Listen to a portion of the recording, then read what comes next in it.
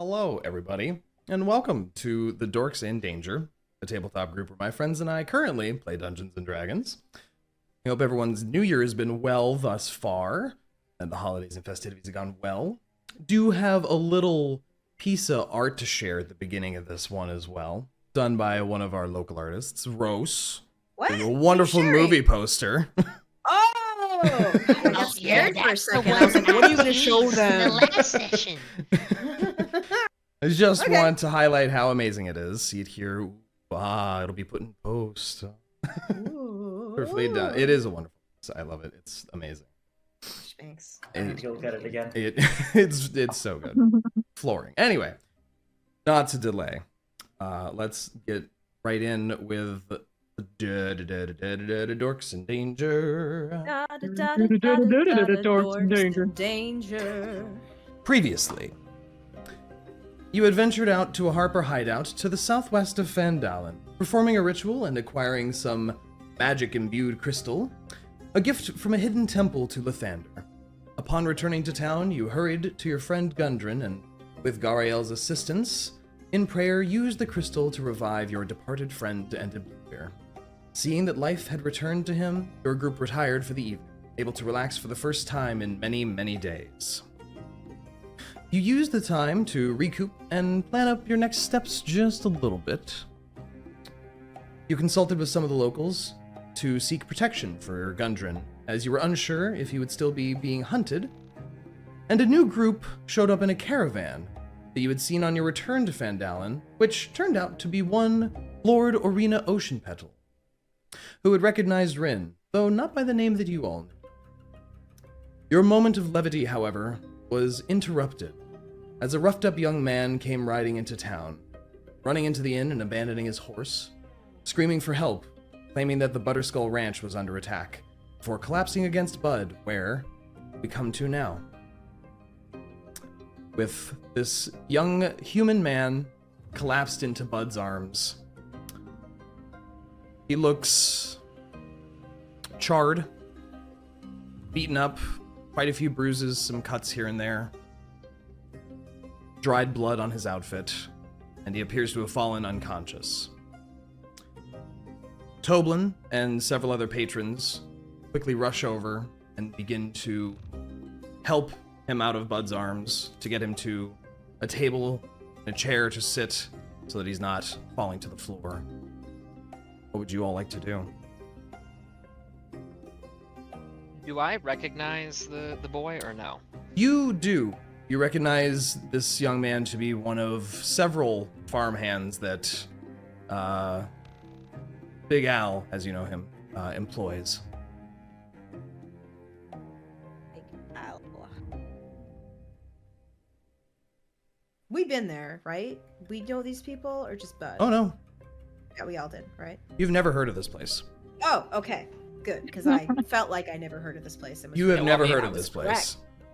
Yeah, the only mention was in the tavern when the bartender mentioned Butterskull Ranch, like briefly. Gotcha. Okay, cool. But otherwise, no. Otherwise, no. So yes, Toblin sort of lets Garael, who comes down after the ruckus ensues, begin tending to the young man before looking at all of you, adjusting his apron a bit.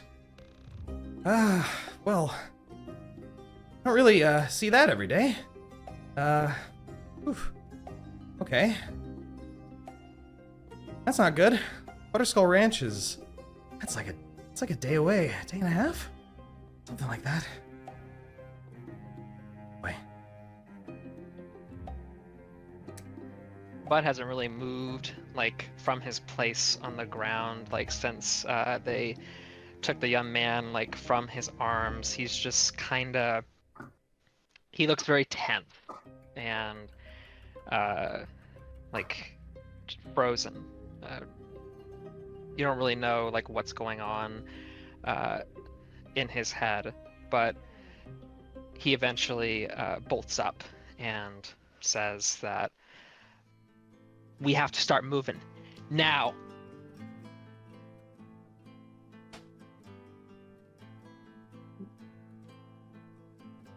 To Butterskull Ranch, I assume? You know this place?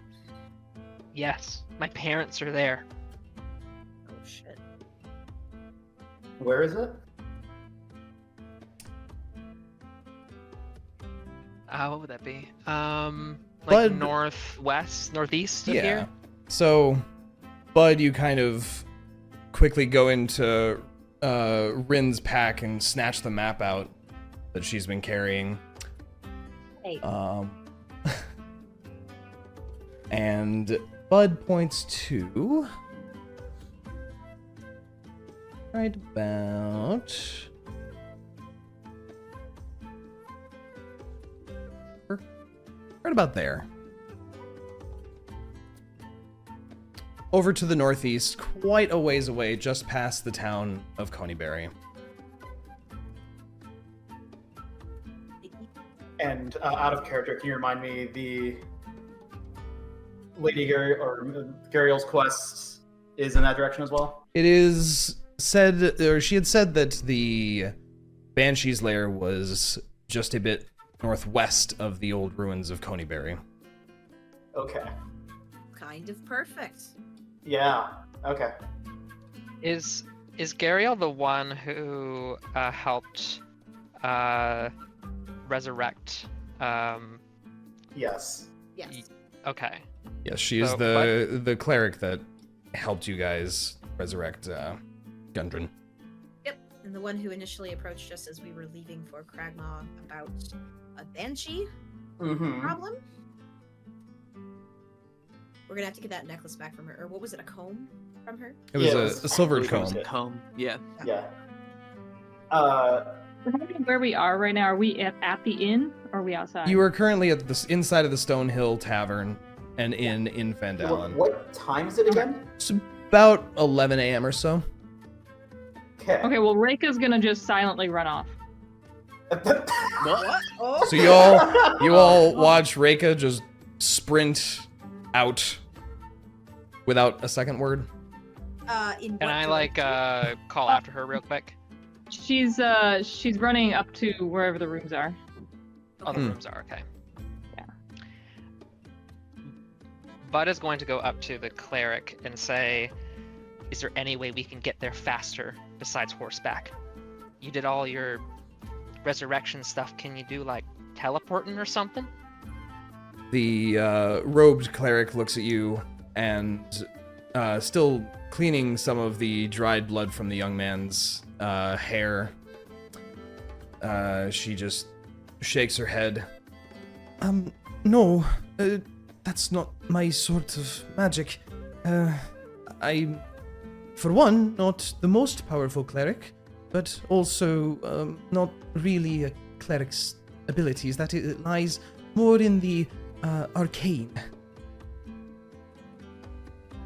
Bud like winces at the knowledge, but he puts a hand on the side of her arm and says, Take care of him while we're gone. We're gonna get moving as fast as we can." Of course. Godspeed on your journey. Mhm.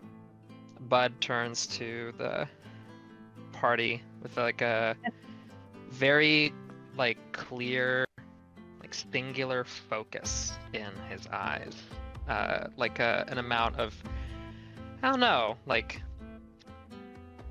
tension you haven't seen like in his body language, and like just a clear focus like in his aura, you could say. And before he says anything, Reyka comes running back downstairs. She's got her pack. She's like, "Let's go." Ultra instinct, bud. Gotcha. My lord. So Niah kind of quietly approaches Sister Gariel and says, well, since you're already heading in that direction, may I have the comb again? Oh, yes, of course. And she pulls part of her robe up and fishes into a pouch and pulls out this beautifully silvered and jeweled comb and offers it to you. Alright, Niah just plucks it out of her fingers and pockets it in one of their belt pouches.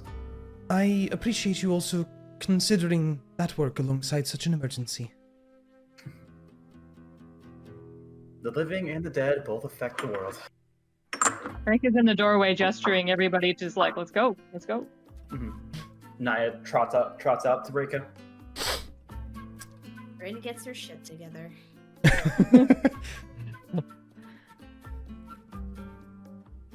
Actually, wait, all my gear's upstairs too, isn't it? Did Reyka bring all the gear down, or Just hers, probably. She comes down carrying all of our stuff. I mean, You guys, Valid spend the time that you need to take to get ready to journey. Mhm. Are we taking horses? Well, That's Reyka's first It, question. it's actually truly a very important question, because looking at the map and where Bud has pointed out, this is a 3-day walk by foot, but you could probably get there today in the very late night if you pushed the horses as hard as possible. Or you could get there tomorrow in the morning at a normal pace on horseback. Remind me, did we push the horses last time? No. Okay. No, you just rode them normal. And Well, while y'all are taking your time to get your packs, I'm running down to the stables to get some horses. Yeah, okay. And remind me, Coneyberry is a ruins or is it an actual town? It is a ruin, Okay. as far as this map points out. Though you haven't really As far asked as our characters around. would be aware of. Yeah, you only know that on your map that you had purchased in Neverwinter, it says that it's a ruin. Okay. I'm going to assume that Bolt is kind of like lounging in the tavern, and Bud like goes with Reyka and like does this high whistle to call to Bolt, and they dash off into the direction of the stables as well. Can I look both ways before I exit the tavern? Sure, make a And... make a perception check. Is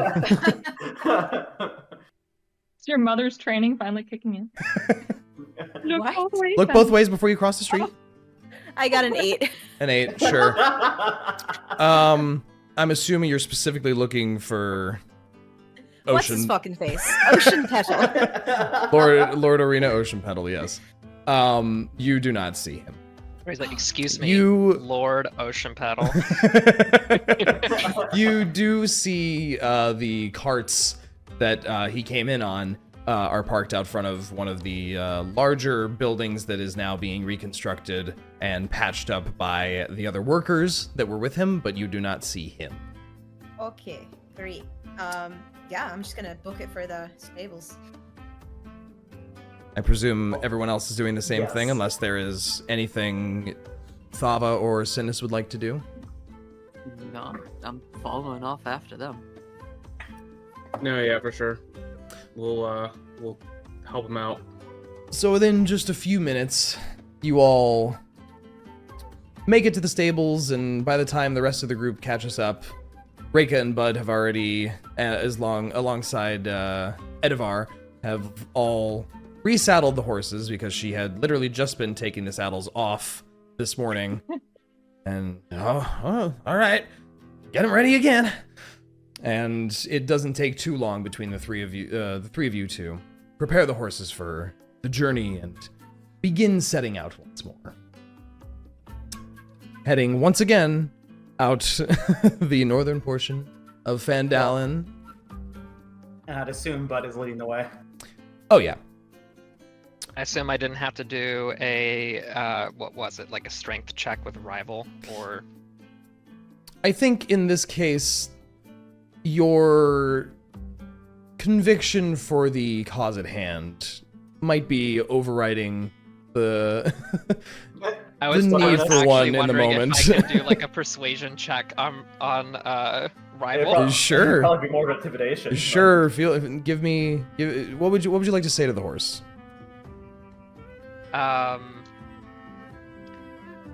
Rival, my parents are in danger. I need your help now. Are you spending your cast to speak with animals, or just saying this Sure. time? Okay. Why not? Can you help me? Roll for me a persuasion check. That's gonna be like a 1 or something. Let's see. 20, let's go! Natural 20! All right, wow.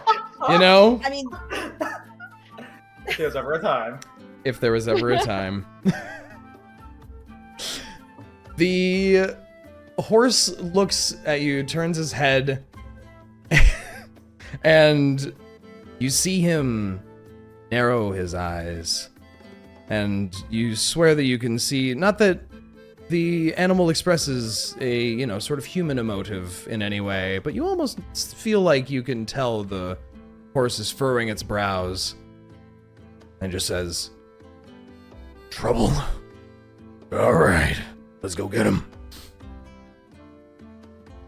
And But like, takes off but much faster nods than you and- expect initially. okay, cool. So I assume we're pushing the horses then. Yes, I will ask you, as a group for consensus, are you going to push it and go as fast as possible, but take disadvantage on any perception checks throughout this? I'd assume we push up until we're getting within a few minutes of the ranch. yeah, we pushing it. We pushing it. Everyone else? Agreed. Yeah, Bud's Yeah, going to let's push go. it no matter what happens, but he'll definitely wind up like somewhere on the outskirts of the ranch. My only concern is exhausting ourselves as we get to the ranch. Mm-hmm. That's not gonna help anybody then if we roll up and we're like, we're here, and then we just get knocked over. Yeah, is that the result? If would we be ourselves So, exhausted? because it is 11 o'clock in the morning, you would ride for 8 hours straight. You could cover about 68 miles in one trip. The farm or the ranch that you're looking for is about 65 miles away. So you could get there, but you, as a group, you would all be rolling constitution saves at the end of today because you would be pushing later into the evening to resist exhaustion. Remind me again, what is the... The first level of exhaustion is disadvantage on ability checks. Correct. The second one is your speed is halved. Would you really have exhaustion checks, like if you're riding horses? It's more Man, that's of... a long ride. But you are also trying to keep control of horses galloping on a admittedly not great trail, not super well paved out or anything, over a large distance. Like being on a wooden roller coaster a little bit for like 8 hours. Yeah. With no brakes. I mean, that's just a narratively, regular day's work. With no narratively, brakes? it seems appropriate to 8 press the hours? push. 8 hours, no lunch, no stopping. Yeah. We got a full night's sleep. Yeah. My only thoughts would Okay, be, out of character narratively, it seems totally appropriate to push the horses and get there Yeah. tonight. in character for sure. I also And want to have mention the party scenes in the dark, so... Yeah, I also want to mention though that if the place has already been attacked, it's not like getting there hours earlier than what we're going to be going. My work. Me too. Wow, my fucking. Me What? It is too. occupied.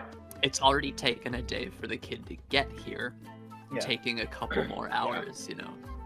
Isn't going to change the situation too much. That's just my opinion. Oh. But in character, I mean, I get you want to get there. I mean, okay, honestly, I have the impression that Bud is not going to do anything other than push the horse and push to get there tonight. Yeah. Bud will not stop. Or slow Yeah. down. It does not matter. Yeah, so either it's really a question of do we abandon Bud, then split the party, or do we keep up pace with Bud? And my vote is definitely keep pace. Yeah. I vote Yeah. too. Yep. Okay. Yeah. This is an in-character decision, just to be clear. Yep. This is like his whole reason for even being on the adventure in the first place, like for his parents. So like anything else is like peripheral Yeah. right now for him. Remind me, what is the consequence of disadvantage ability checks? Is that all the skill checks, or is that also like It's all fight skill skills? checks. So The third level of exhaustion is disadvantaged on all attack rolls and saves. But Wow. you won't get there from a day of pushing it. Mm-hmm. Okay. So you begin to set out at a fast clip, the horses all in tandem, immediately galloping and heading north-northwest-ish along the trail that leads into Fandalen. The weather is pretty cloudy, windy, breezy, kind of chilly. There's a light mist of rain beginning to pour down. So it doesn't seem like anything thunderstorm-wise is on the horizon, just probably a full day of riding in the mist.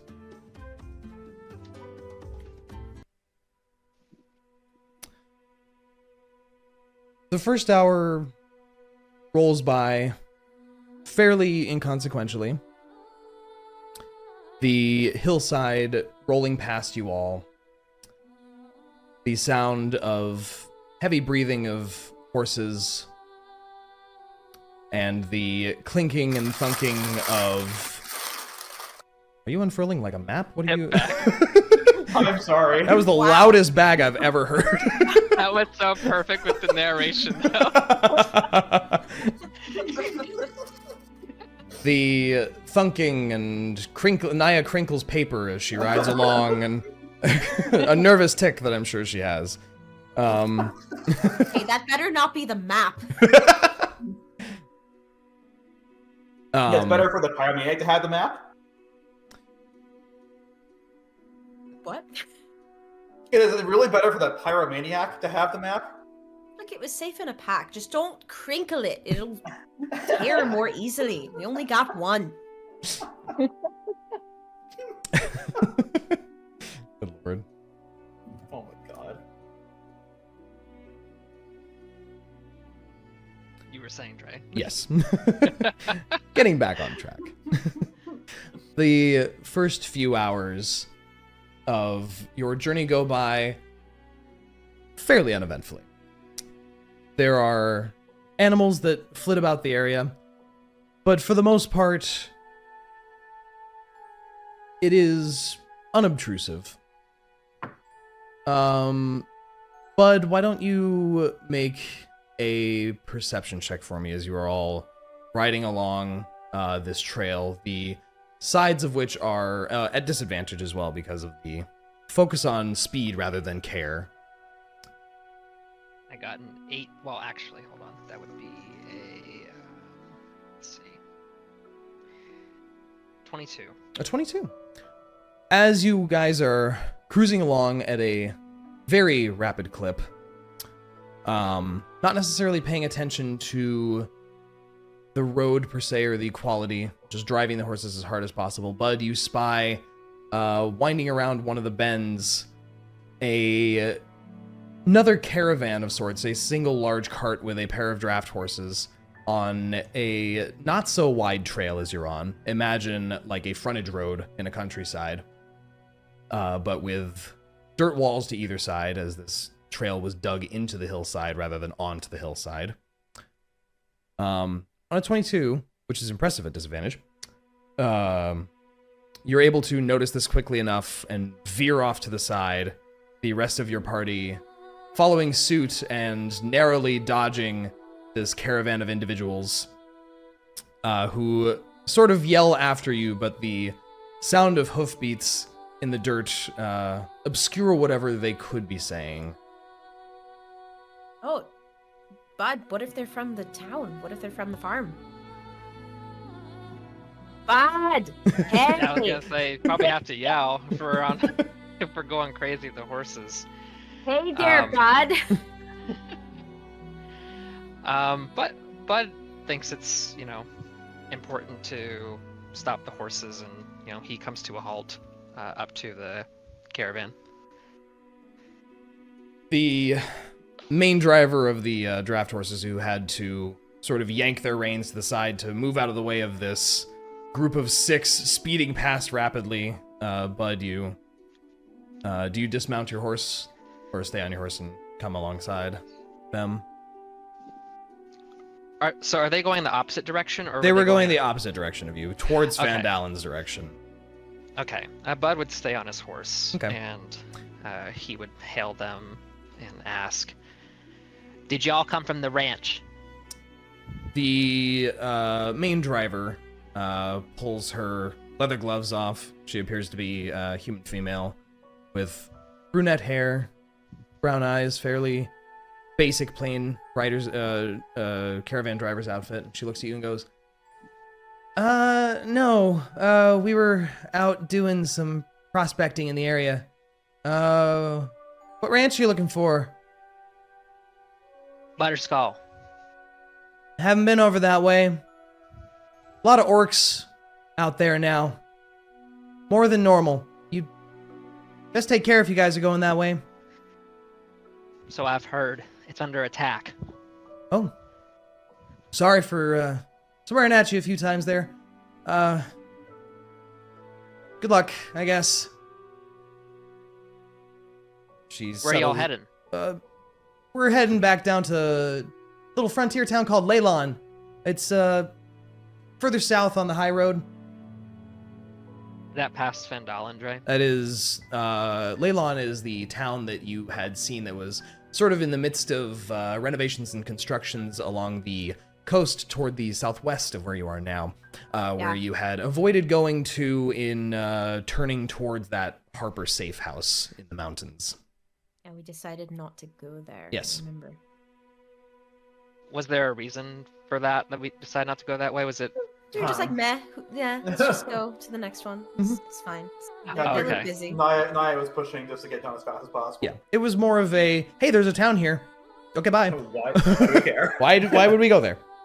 So, Since we didn't really, encounter any complications on the way from Fendalen, I would just let them know that, the road is, relatively smooth sailing from here on out, but, to watch for orcs, as we are. she nods at you a few times and tips her hat a bit and just cracks the reins on the horses, and the draft horses begin pulling the large covered cart away again as they begin to wind around the hills that you were speeding around just moments before. You return to the front of your group to begin leading again after the brief interruption. Another couple hours goes by, and the wind seems to have picked up. The weather is very dreary.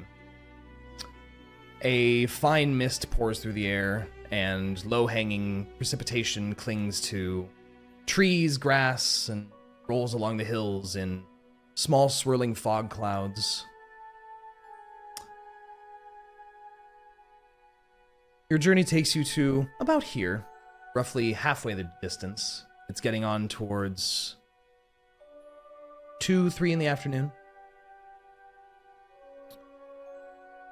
Bud in the lead, you come around one bend that widens into a larger series of flatter hills, the topology dipping down into more of a basin-ish area before the distant hills rise much more often towards the Sword Mountains to the east. And you see a familiar signpost laying sort of broken on one trail that heads southeast, breaking away from the Tribor Trail. You recognize this downed, hand-carved fence signpost to be the guide marker that points towards your family's farm.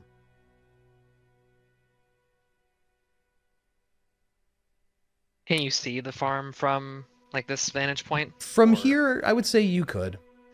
And do you stop everyone to point it out? Bud probably wouldn't. He would, see the sign and regard it grimly.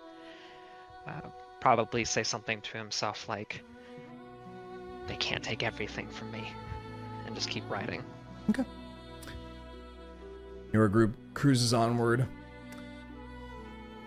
Looking around, you all, as a group, can see without much effort, that there are different farmhouses, old plots of land, which appear to all be in abandoned states, different levels of ruin, some seeming to be quite destroyed. You watch Bud's head turn towards the southeast. You see what looks like a moderate-sized farm that looks like it had been razed to the ground. Not recently, but prior. And maybe he like slows his pace like just a little bit, like into a what would be like a fast trot instead of like a full on, like riding the horse as fast as possible, just to like when he sees the sign, so like kind of so the party will know like, oh, this is significant.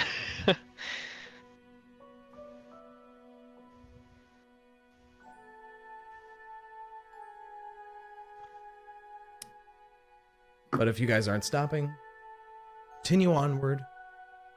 The hills surrounding or flanking your right and climbing away into the distance with the large forest that you all are slightly familiar with off to your north side. A couple more hours fly by.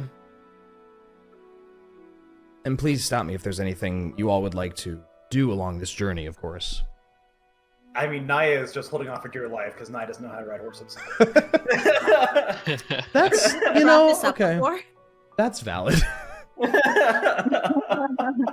That's a very valid thing. This is probably the fastest you've ever traveled on a horse, in fact. Uh-huh.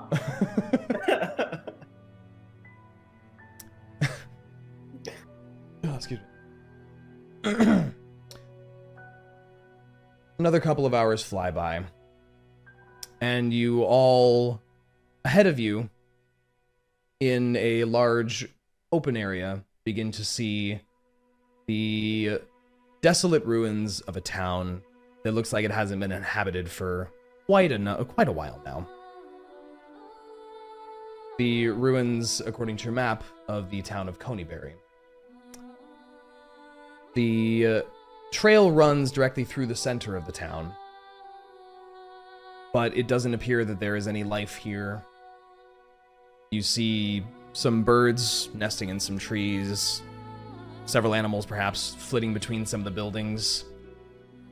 Your group of horses galloping through causes quite a disturbance in the local fauna, and many of them take to the sky at the noise. But beyond that, there doesn't appear to be much here. It's getting to be about 5 o'clock, going towards 6 o'clock, and with the obscuring cloud cover and it being getting toward the later part of the year, the available light is beginning to die down, and sunset is approaching, though it's more of just a dimming gray light that surrounds you all through the clouds.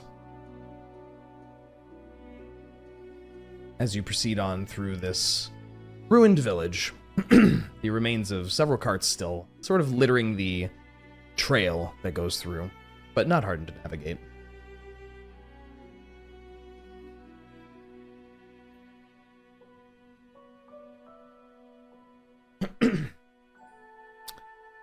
About another hour goes by.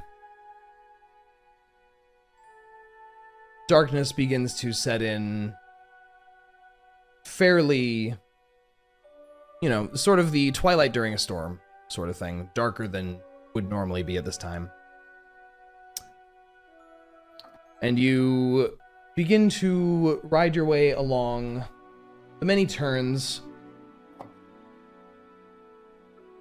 And about a mile or so away from the farm, which you can see off in the distance, sort of nestled between two hills,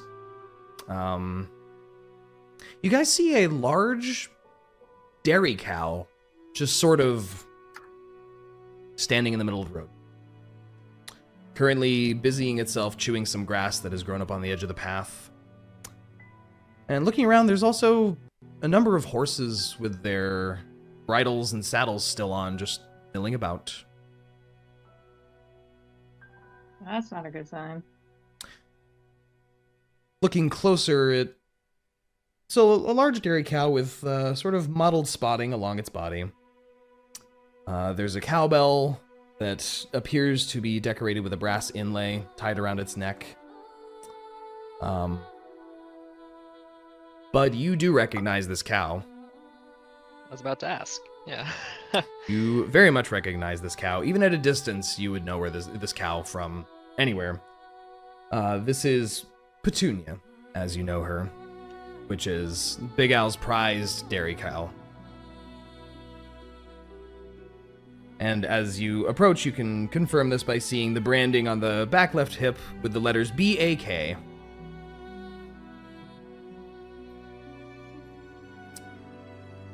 It doesn't really lift its head to regard you. It seems just to graze. Not even moving as a group of 6 horses approach. You said this is about a mile out from the ranch. Yeah, just right? about. Yeah. Okay. I think this is probably the point, and it just seems appropriate, where Bud would slow down and dismount and approach Petunia. Does she seem like distressed in any way, or No, just she's vibing? just vibing. She's just standing there. You kind of see one of her eye sort of glance at you as you approach, and then glance back down at the grass. It's kind of there. Bud would like approach Petunia and like try to like pat like the side of her snout and her head and say like, "I'm glad you're safe, girl." You see the cow lifts her head and just looks at you and bumps her head into you briefly before going back to the grass again. You just stay put right here, all right? She just lets out a soft bellow, her tail flicking away a few flies. Seems pretty content at that.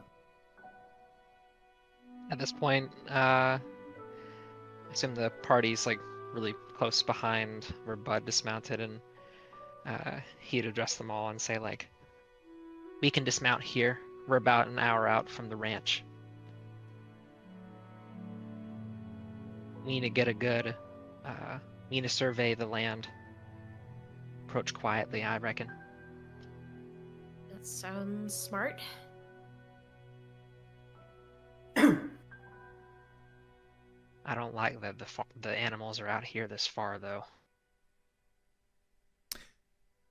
And from here, all of you can see where this very large plot of land is sort of, again, nestled between 2 fairly large hills that, raise some 50, 60 feet throughout the terrain, creating a nice little focused valley that the trail runs through.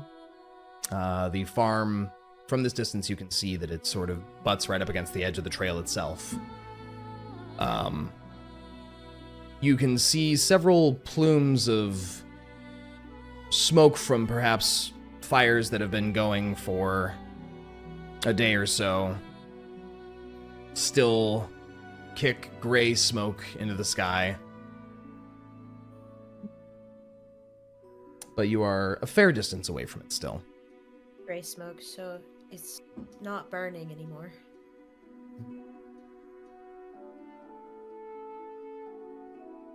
What would you guys like to do?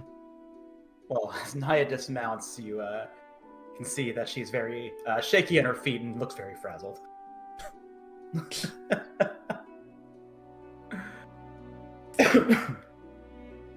Rinn Reyka also snickers. dismounts and just kind of watches how- Bud closely as we. How far off is the smoke? You guys are about a mile away from the farm, Okay. where you can follow the smoke plume down to what looks like, well, you can't really tell what kind of building it was because it isn't one anymore. There's a farmhouse that you can see that seems pretty large from here, but in the sort of dim light, you're not sure, or the dying sunlight, you're not sure what else it could be. Mhm. And I presume there's nothing really, no real way for us to approach this, like, quietly or unobtrusively. You aren't sure at this distance what the detailed topography is. Especially with the failing light, the shadows don't help. You could make a perception check to try and see if you can pick out some more detail from here. Well, next best option is Niah nudges Bud. Is there a way for us to approach quietly and out of sight? Would I know that, Dre? I'm gonna share something real quick with you, Bud. With me. With you. Secrets. The secret. Secrets. My secret mountaintop. How did you get here? Wow, what a mountain. Where the heck are you in my messaging list?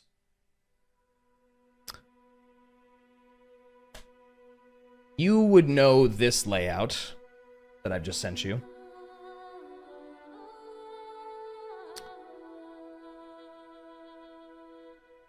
Okay. I would tell Niah that yes, there is a way to approach quietly. There's like a big cornfield to the southwest of the actual farmhouse itself, and an orchard, and we can,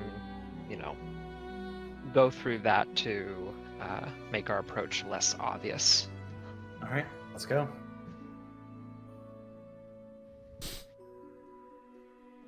And Niah just kind of gestures for Bud to lead the way. Could I take a moment to explain the layout to the group? Yep. Dre, like a minute or two? Yep. And so I can send the map to everybody? Yeah, well, I'll post the map as you're describing it here. Okay. In the relevant images. You're relevant. Thanks.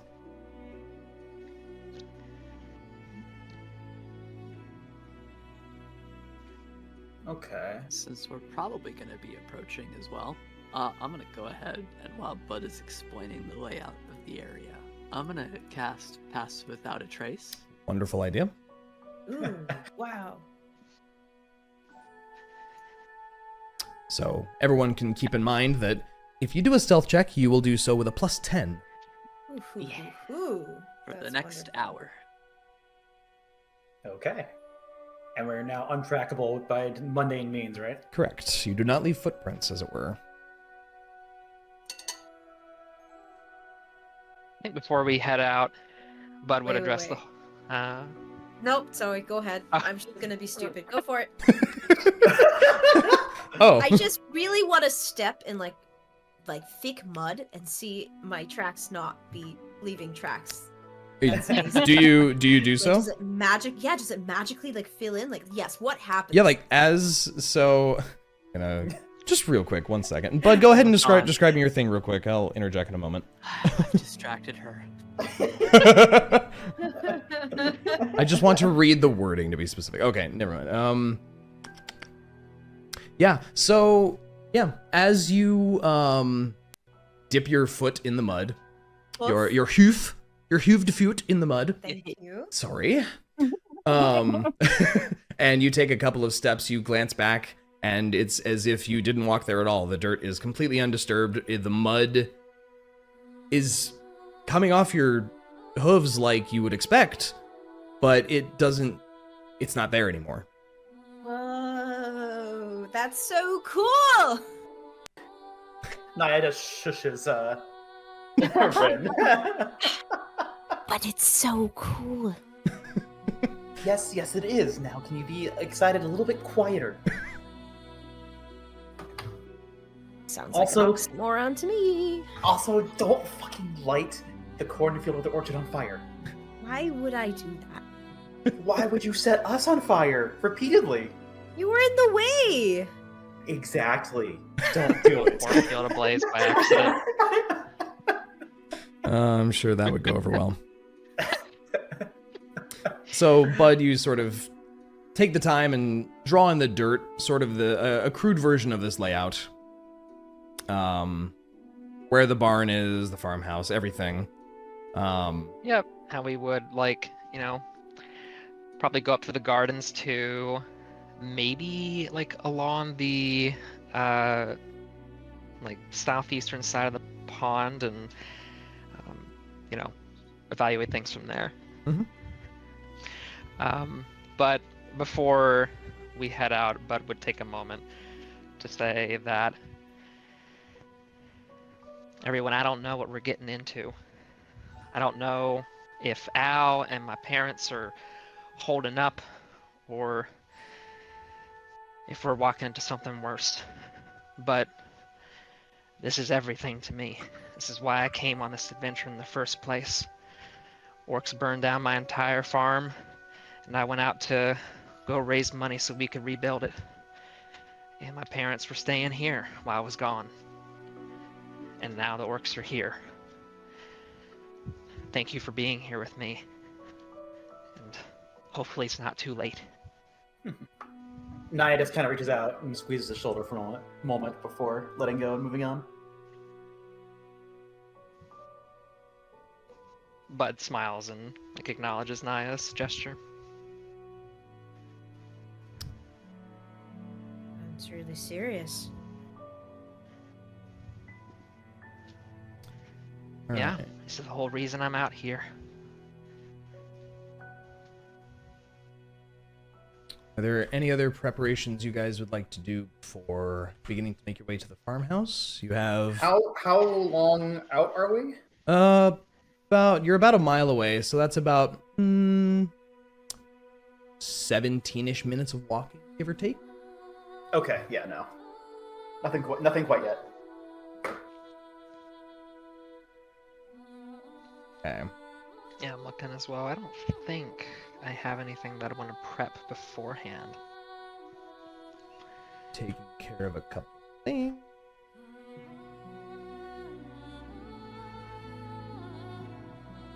There are so many more light sources here than there should be. What happened to this map? Here, okay. So as you guys begin to approach along the trail, you see that bordering the Tribor Trail on the north side, there is a ramshackle wooden fence, which beyond stands the cornfields that Bud had described. You see the tall trees of an apple orchard.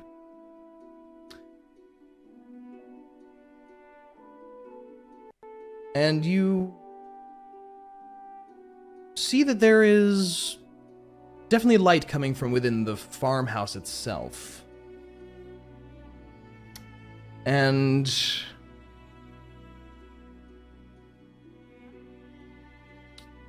you see quite a number of individuals, at least, passing along the lights, casting shadows. There seems to be quite a lot of activity here. From this distance, can those with dark vision tell what kind of figures they are? Your dark vision only works out to 60 feet. You Okay. guys would be still quite a couple hundred feet away from the main house if you're by the trail, by the fence for currently. So we can't make out if they're orcs or not. Not from this distance, no. Okay. Are we hearing anything from this distance? Make a perception check. Can I help with that? In what in No, what no, you way? do not. 17. Wow. And I just like point her giant ears that I know are there in the right direction. Actually, no. Last I did that, I couldn't hear anything. You know, it's true, because usually with illusions, if you know it's an illusion, you can see through the illusion. That's true. It doesn't actually say. It didn't say either whichever way. That one's a little funky. We'll come back. I feel like Kitsune illusions are a little Yeah, stronger than that. yeah, we'll revisit that at some point. But Rinn, you help in the way that you know where Niah's large fox-like ears are, and try and radar dish them correctly toward the farmhouse. Go ahead and roll with advantage. Oh my god. As you kind of Niah can't point her own ears. Okay, I just want to point out, so my own roll before you did this was 17. Afterwards is a 4. Wow. So I didn't still help 7. at all, is what you're trying to say. Not in the slightest. So I got a 17. Okay. With a 17, you And I think hear... Thava rolled a 21. 17, you hear what could be like drum beats, perhaps, maybe distant shouting, but the majority of what you hear is the wind rustling through the dry corn stalks, which actually makes quite a lot of noise, as this is a very large cornfield. On a 21, is that what you rolled, Thava? Yeah. Okay. 21, you hear more clearly sort of a... Definitely there's a drum beat and a chant perhaps going on as well. But it's, from this distance, hard to make out, but it does sound like quite a number of individuals are in the midst of something. You said a chant. Is there any language that I could pick up from it, or is it more just like a... You don't understand the words. Is it because it's too muffled and distant, or because the words don't make It's aren't recognizable? not in a language you understand, unless one of you understands Orcish. Got it. But you know what, Dre? Yeah? I don't. Okay. I'm glad that we established that. I almost took it. All right, so our characters wouldn't know that, and then it is not common. Okay. You just know it's not common, and there's some chanting, and what it sounds like drums being played. So Niah kind of turns back to the group, and do you hear?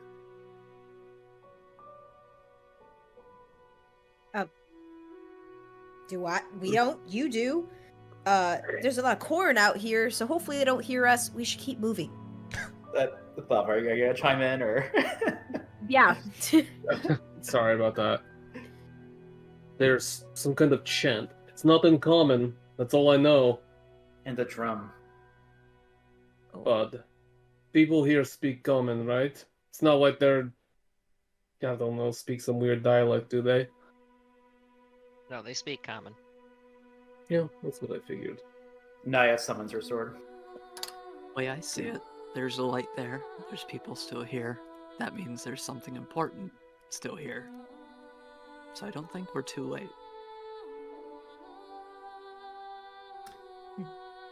So we are at the edge of the... You would be at basically where the trail intersects with the fence. At the trail... Okay. Niah kind of nudges Bud. Do we cross here, or... Where are we crossing? Let me look at the map for reference. You said where it intersects the fence, right? Correct. I wish this grid had actual, like, numbers and letters on Yeah, it. well, and also don't mind the scale in the bottom left. It's not right. It's a lot bigger than that. Okay. Did you change it on the... Oh. Is it the intersection that's, like, close to the... Like, the first one that's, like, parallel to the orchard, or the second one, like, next to the gardens? It's so where the Tribor Trail sort of arcs back to the northwest and then starts in northeast again. You're by the rickety fence, So we just got outside to- of the cornfield. Okay, so it's between, like, the two different cornfields. Yeah, so we're south of the orchard right now. Yes. Right? Okay. Okay. Yeah, then we would want to... I think we could cross here, if the, like, light sources and, like, sounds aren't too close and head north to the farmhouse. Yep. All right. Make If you need me to, I can snuff out a couple lights with druid craft. Just point at where you want it, and Synas will help if he can. Not yet. Well, and one thing to note, the lanterns along the roads that weave throughout the farm are completely unlit. So, in the dying of the light, currently, it is getting very dark around all of you. At that point, I'd probably ask any party member who has dark vision if, like, they can take the lead and Owl, like, be right behind them to guide. Forget. Do tieflings have dark vision? Oh Yes. Oh, right, but you're wearing heavy armor. You get disadvantage still. Okay. Yep. Niah will just honestly just step into the lead regardless without prompting. yeah. Do And starts. dragonborns have dark vision? No, they do not. No, they do not. Oh, you I know. gotta be kidding I me. keep thinking they do, and they don't. Giant kitty cat men do, but Yeah, they do. I don't think you want him to lead. Yeah, It might be Niah, easy to spot. Niah is going to start stalking forward. Okay. What's your race? Giant kitty cat man. Mhm. I wrote Mhm. it down right here. Okay. Group stealth. Or... I would need a group stealth check as you guys begin Right. to approach along and cut your way through the farm.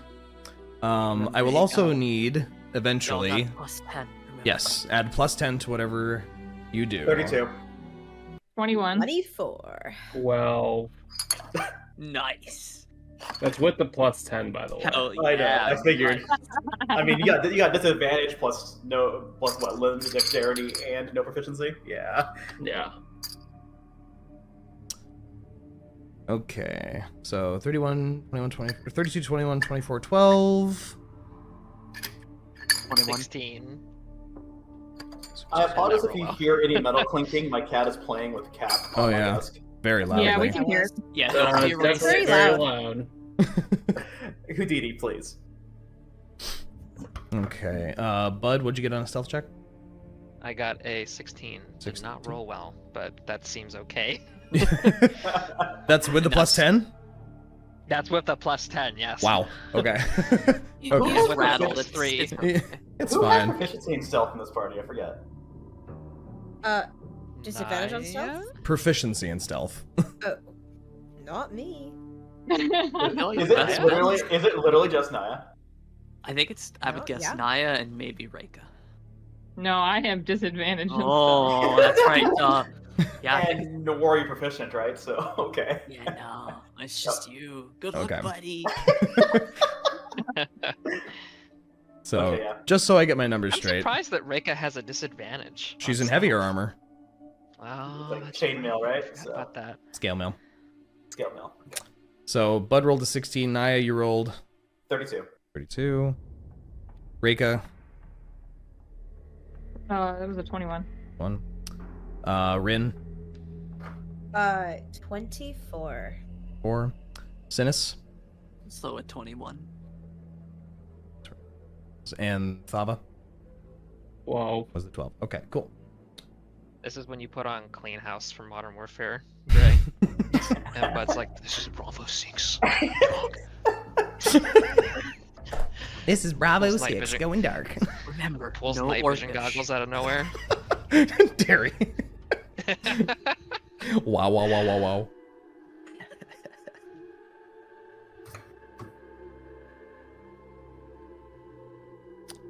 Okay, pretty good, I'm gonna say. Yeah, Willis score wins, right? If I remember the rules. Yeah, this is golf. Nice work, Thava. Yeah. Thanks. Okay. As you guys begin to approach in the increasing darkness, the shadows seeming much heavier around all of you, the bushes, and the corn stalks and other vegetation, thanks to Synas' magic, seem to rustle less.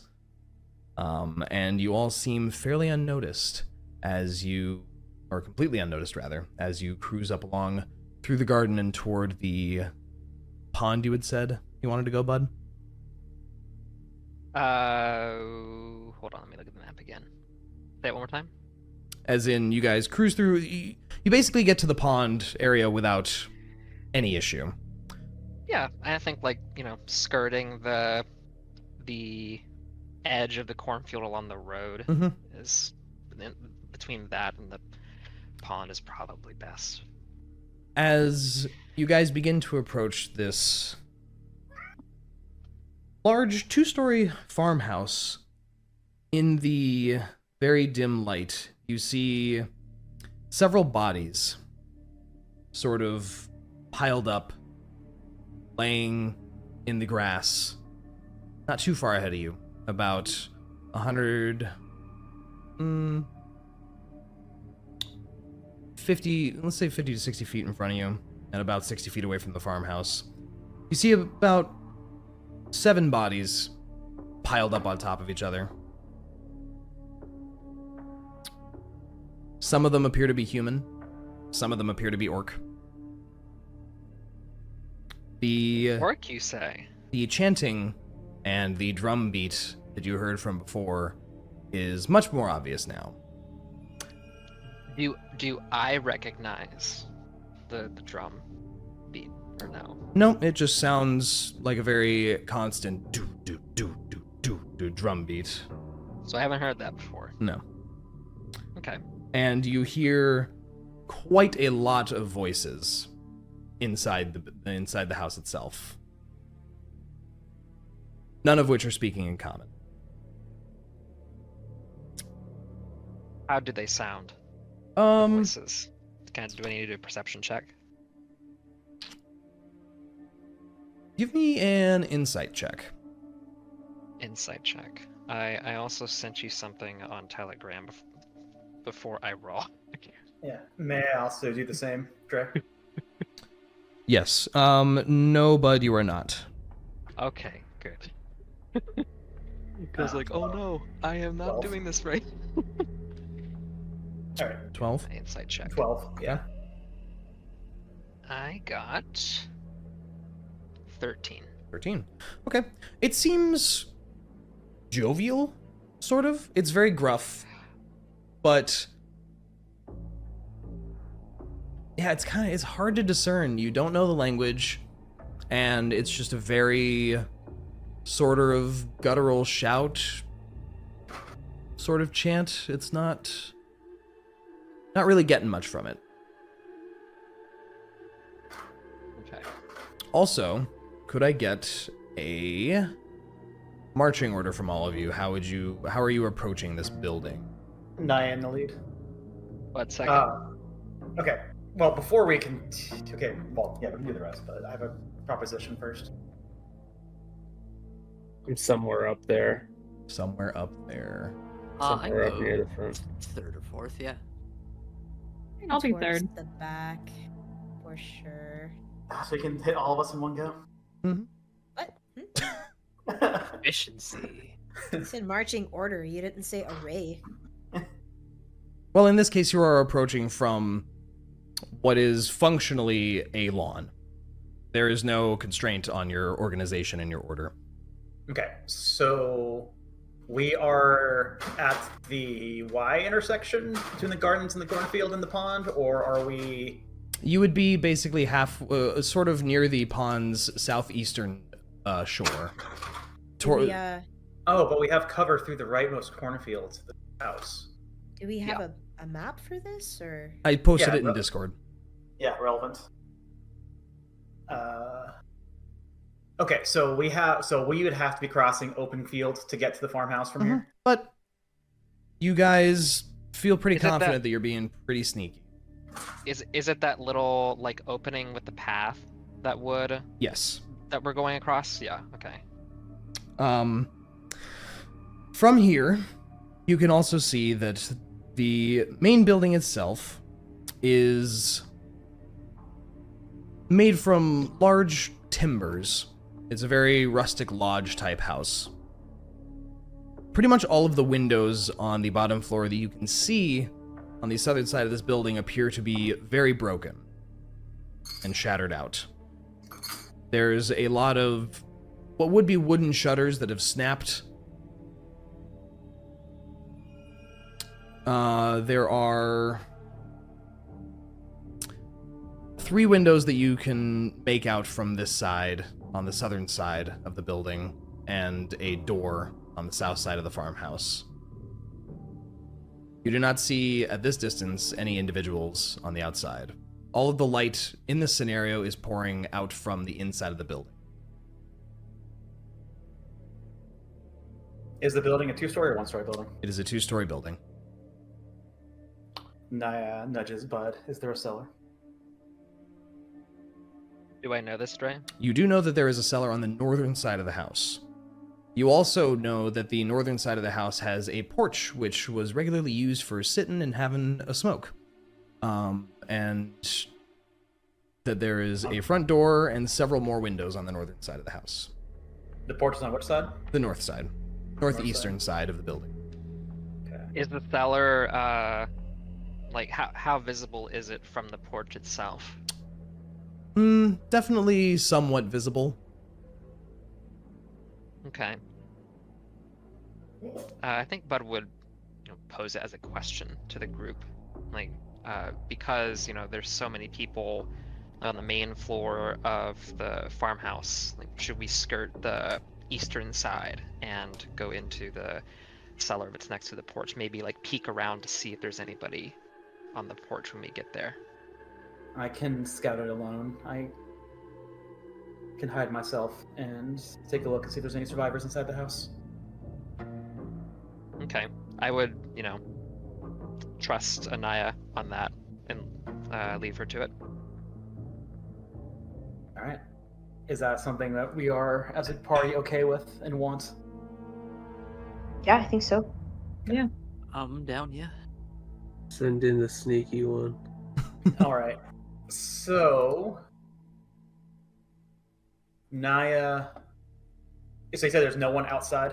Not that you can see from the southern side of the building here. So we'd have to creep up to the northern side to find the cellar or okay. Okay, now Niah is really starting to grill Bud. Where are the stairs? Which side of the house? Or the cellar? No, for the second floor. You would know that there are no stairs to get to the second floor from the outside of the house. Yeah, I'm asking about the inside. But you would know that there are two staircases, one located in the southeastern corner of the building, and one located in the north center of the building. You said stairs, southeastern, and what was the other one? North center. North center. So 2 ways up. Yes. There are two staircases that lead to the second floor. Dre, Okay. are the windows broken or are they... All of them on the first floor are broken out. Okay. All right, Niah is going to propose, and actually out of character, do I need to make I don't make an athletics check to climb through a window, right? You would in this case because it's mostly jagged glass. Athletics or acrobatics to get through there? If you're just climbing, it's athletics. If you want to try and dive through a window, it would be acrobatics. I wish I could assist with that because I have +7 in acrobatics. I mean, I have +5, so I mean. Oh, Acrobatics. good. Do a flip. Do a flip. Yeah, honestly, I'd probably try and parkour through that window. So, if you want to creep up to the farmhouse itself, you'll need to make a separate stealth check. Well, first of all, I am going to cast invisibility. Okay. You cast invisibility. Your party watches Niah just vanish. Yep. And now I am going to creep up to the house. Make a stealth check at advantage with a +10. In before double one. Don't. 20. 20. Okay. I got a 5 and a 4. Thank you for that. You're welcome. Everyone else, you just see Niah vanish and hear perhaps the faintest footsteps in the grass. Niah, you approach this large farmhouse. There are several large, bulky individuals milling about on the first floor. Are you approaching directly from the south, from the southeast, from the east? Are you trying to skirt further away from it? I am approaching from, directly towards the house. I'm going to trust in my invisibility. Okay. As you creep up toward the house,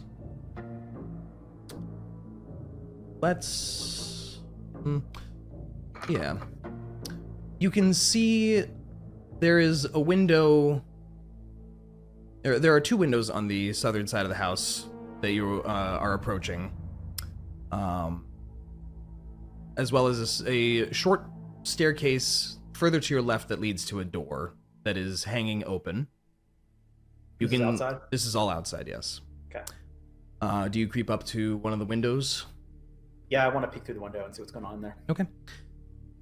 There are, or rather, look through, and you see what looks like a completely tossed and destroyed common room that was probably used for dining as well. You see several broken chairs, several tables flipped over. You see several large patches of blood staining the wood floor, and the wood floor itself looks a bit broken in several places here.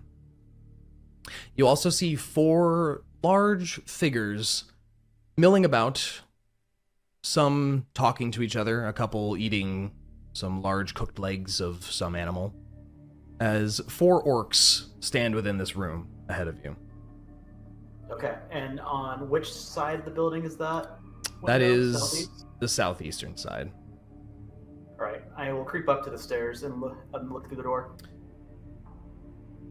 As you do so, there is, you see... my stuff is wrong there. You see a kitchen, or what was used as a kitchen. Now it lays in shambles, and its food supplies, sacks, barrels, boxes, all appear to be torn open, tossed about. There are 3 more orcs that you can see in here. One is butchering an animal by the looks of it. One is cooking. The other is just standing. Looks like he's snacking on a lemon. Is there, are they all like one side of the room? Is it possible to try and like maneuver past them? The one eating a lemon is about 10 feet into the room from the door that you are peeking in next to. Okay. He's just kind of hanging out. The other 2 look pretty occupied.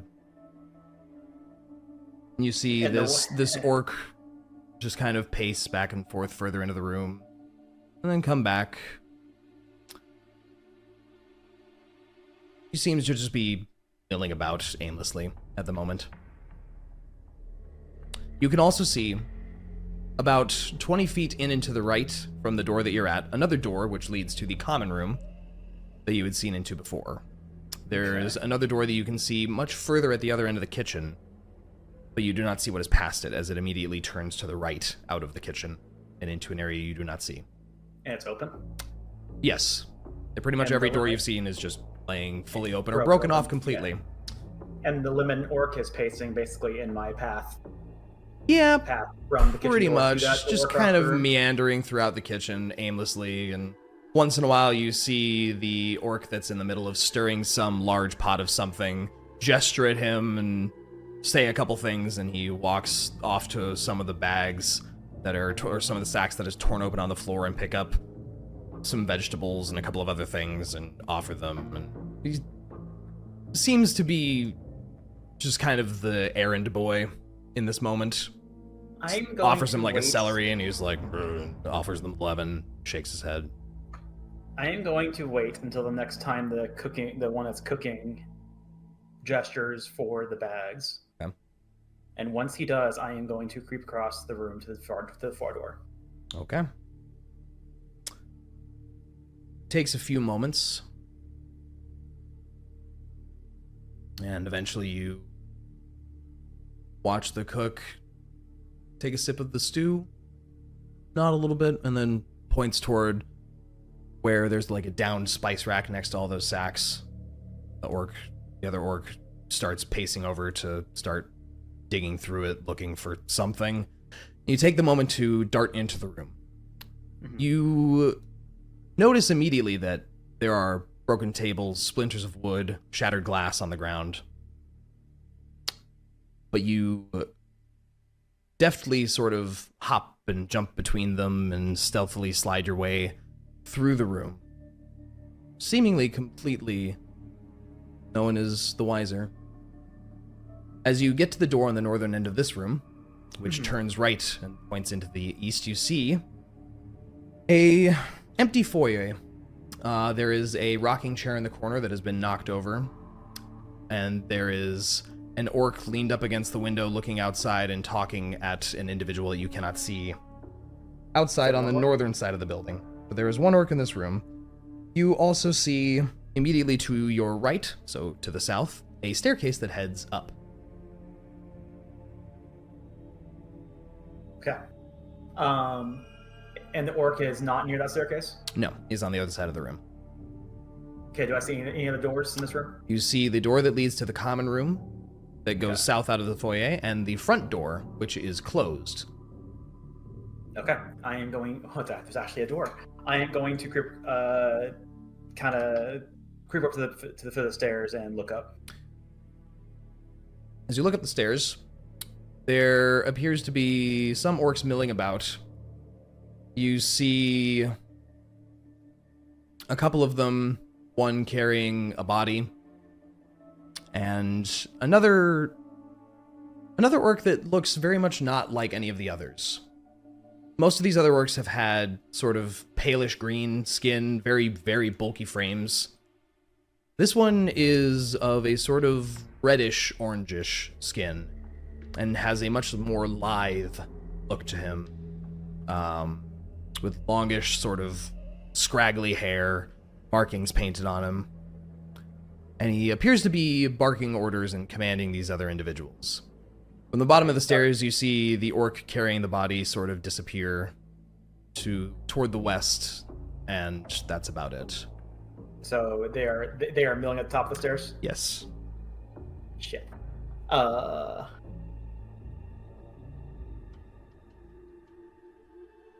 I have the front door, and I have the stairs in this room, right? That's it? Mm-hmm. And the way back. Yes.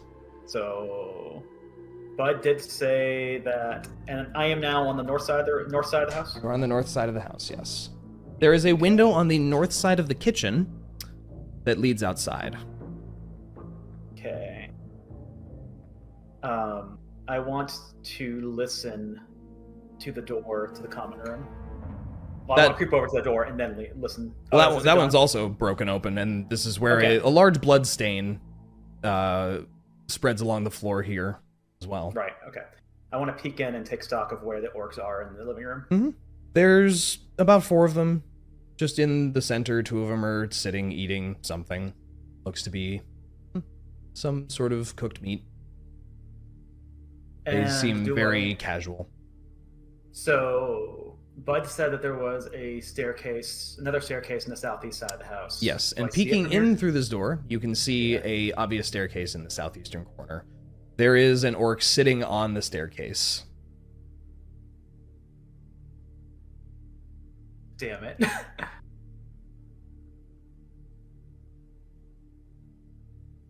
You have thus far seen no one else that is not an orc that was alive. That only leaves the cellar, right? Well, technically. There's upstairs. Several rooms, Bud. You know there are many rooms upstairs, but you're not there to communicate with her, so. Yeah. Okay, well, here's where minor illusion not being concentration spell is an interesting function.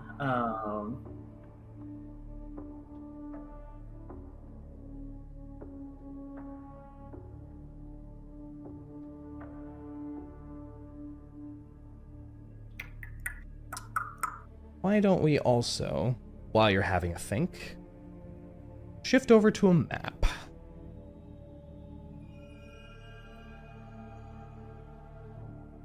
Now, the other 5 of you, you will see your tokens in the in this map, but for this moment, you're not in this map per se. Niah has crept up, and you guys are outside of the scope of this map area.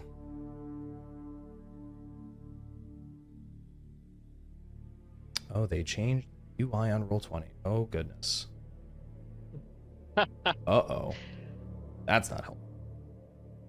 While you're doing things for flavor, to keep Bud busy while he's waiting and fidgeting, Bud kept, he tore off a piece of the, red cloaks. That's what they were called, right? Yes, the red brands. The red brands, yeah. He took, a piece of one of their cloaks, as a I don't know, a marker of the journey and whatever. Mhm. And he didn't really know what to do with it until this point. But he's going to take his bow and tie the piece of cloth like to one of the ends of it. There we go.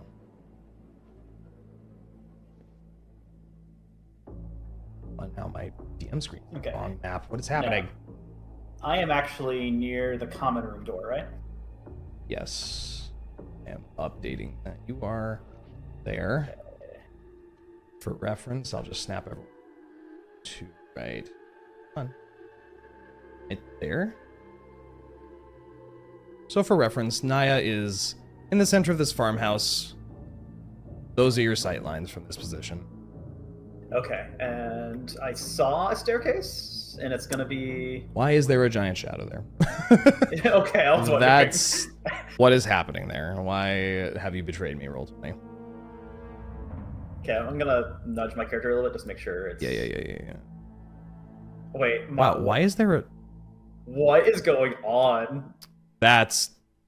I am so confused. Okay. Hold, please. Hold, please. I feel like something got Please fucky. hold. We're experiencing technical difficulties. Your experience is Let's go out important. to the lobby. Let's go out to the Okay, lobby. there we go. There's some weird overlapping between the sightlines of the other party members, I think, was Okay. causing something. That'll be very interesting for when we actually, if, this actually comes to be a problem. Anyway, Yeah. you see a Okay. staircase in the southeastern corner of this room that has an orc currently sitting on it.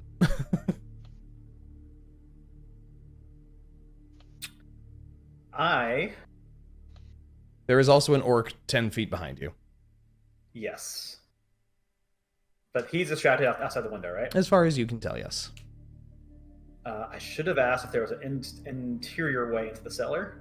Have not I seen did one, not. and Bud did not say That's there what was I was one. wondering. Yeah, I but- totally forgot to ask Because that. I think you said that both of the staircases inside led upstairs. Yes. I thought that, yeah. But I thought that you was would surprising. know that there's only one way to get into the cellar, and it's from the outside entrance. Okay. So presumably you would have given that information to Niah. Yeah, I would have said that because I was thinking it too. Like if there's only two staircases inside and both lead upstairs, then stands to reason that cellar's only accessible from outside. Well, I have... Okay, if I try to sneak across the room, will I need to reroll stealth again?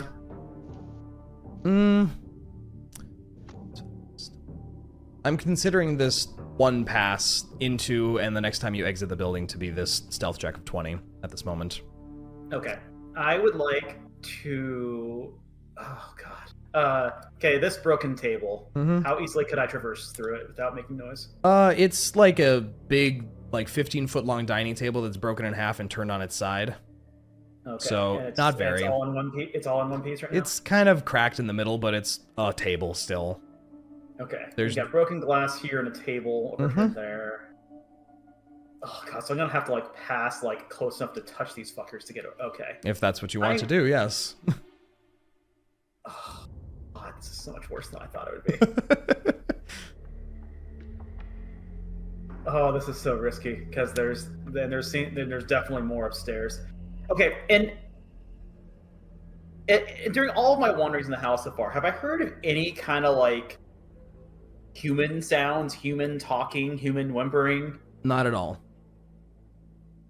I have just heard orcs traipsing around and stomping And their chanting and talking, but you haven't heard a single thing that you would recognize as not common human, not orc. Yes.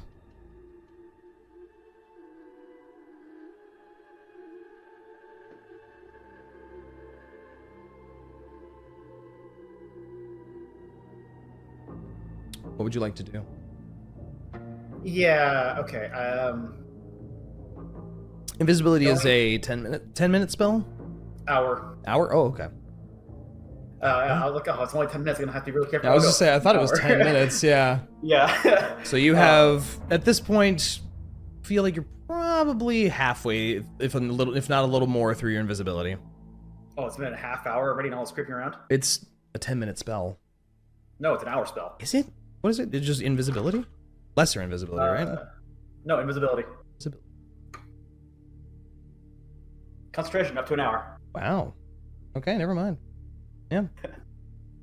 Wow. Thought that was the Yeah. Okay, I want to make. I'm gonna want to cast minor illusion right outside this window. Okay. I want to make it sound like a major clattering, like furniture or something, just like something just fell and collapsed in a big crash.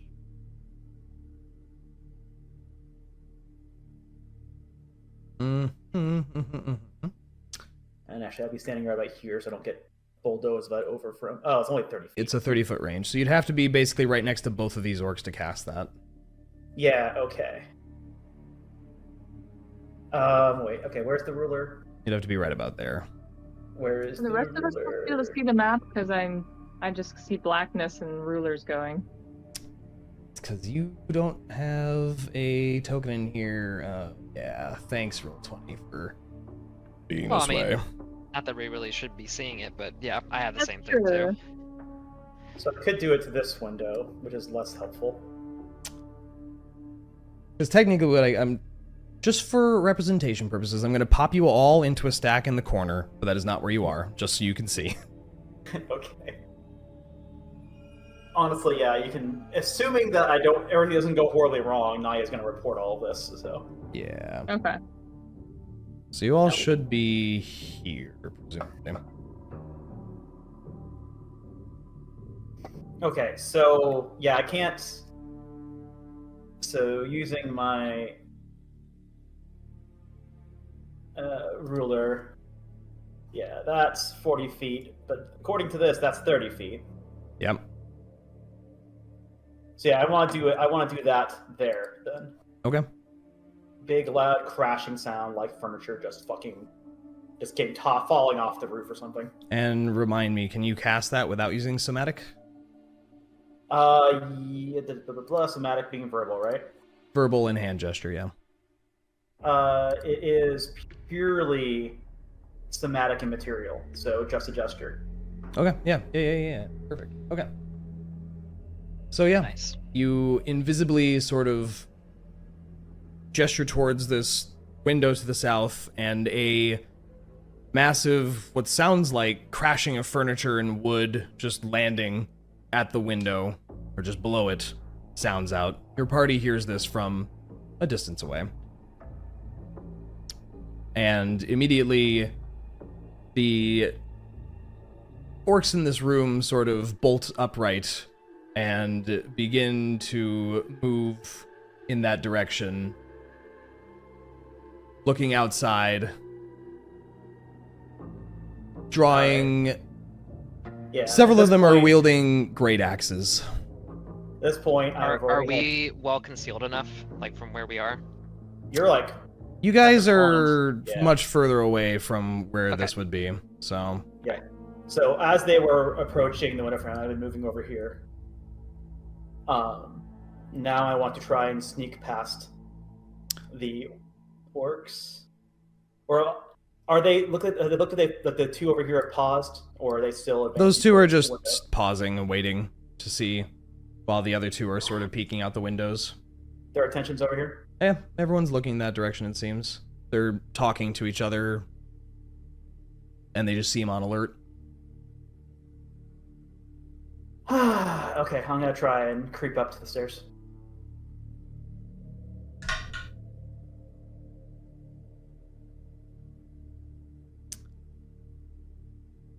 As you do so,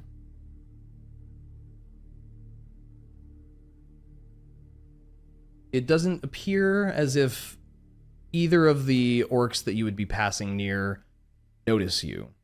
They seem too focused on the sound outside to notice you passing by them. Up here. Okay, well, my anxiety at your word choice is not going to be reflected by Niah's behavior, so I'm going to keep creeping up to the base of the stairs. Yep. And they seem to stay outside, or stay looking outside. One of them, the one that you just passed, gestures suddenly and loudly, and points at the other two orcs, and appears to order them to go outside as you see them vanish out of this room. The others on the outside of the building see 2 orcs come outside of the building and fan out, starting to head southward, somewhat just looking in the area. Okay.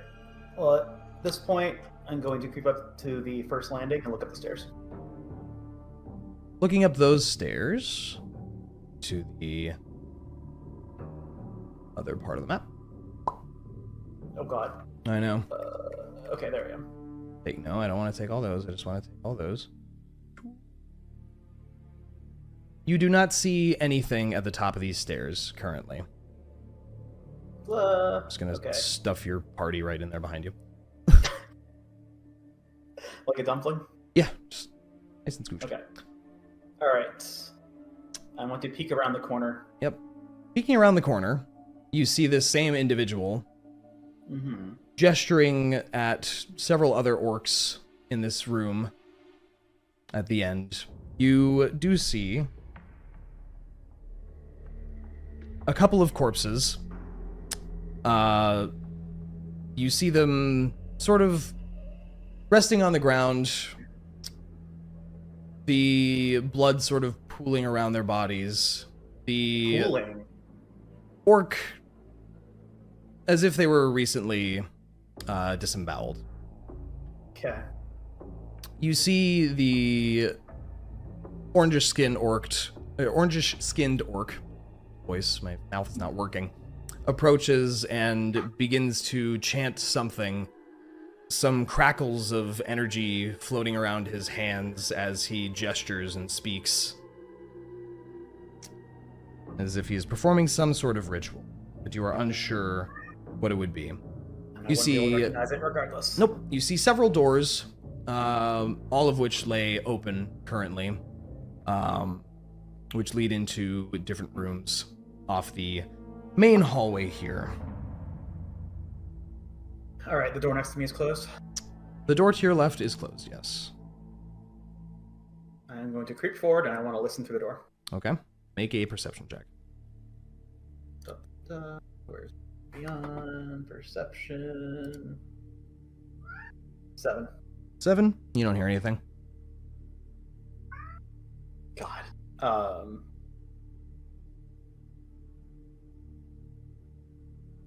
Yeah, and I would know she rolled low, so she'll just keep creeping forward, looking. Okay. She's basically looking left and right, trying to see any indication of a survivor. As you peek in the room to the north there, you can see a bunch of papers sort of disheveled onto the ground. A large desk with piles of books and papers stands in there as well. There doesn't seem to be anyone in there. The window there is open but not broken. Looks like an office.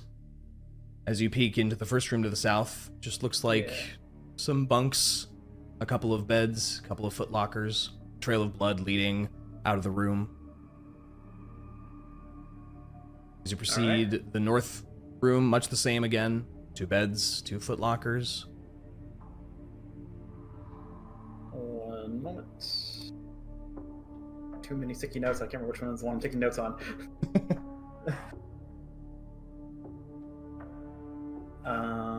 Okay. Getting a little more nervous now because this orc seems competent and magical, but I want to listen as well. Like, again, listening for anything indicative of not orcish survivors. So far as you can tell, the only things that you're hearing is orc. Okay. You've seen a couple corpses, but no one else seems to be alive in this house other than the orcs. Yep. Okay. How many bodies? So I saw 3 bodies up here. Yep. You've seen 3 bodies up here. How many bodies have I seen downstairs? You saw 1 body downstairs, and then there were the 5 piled up outside.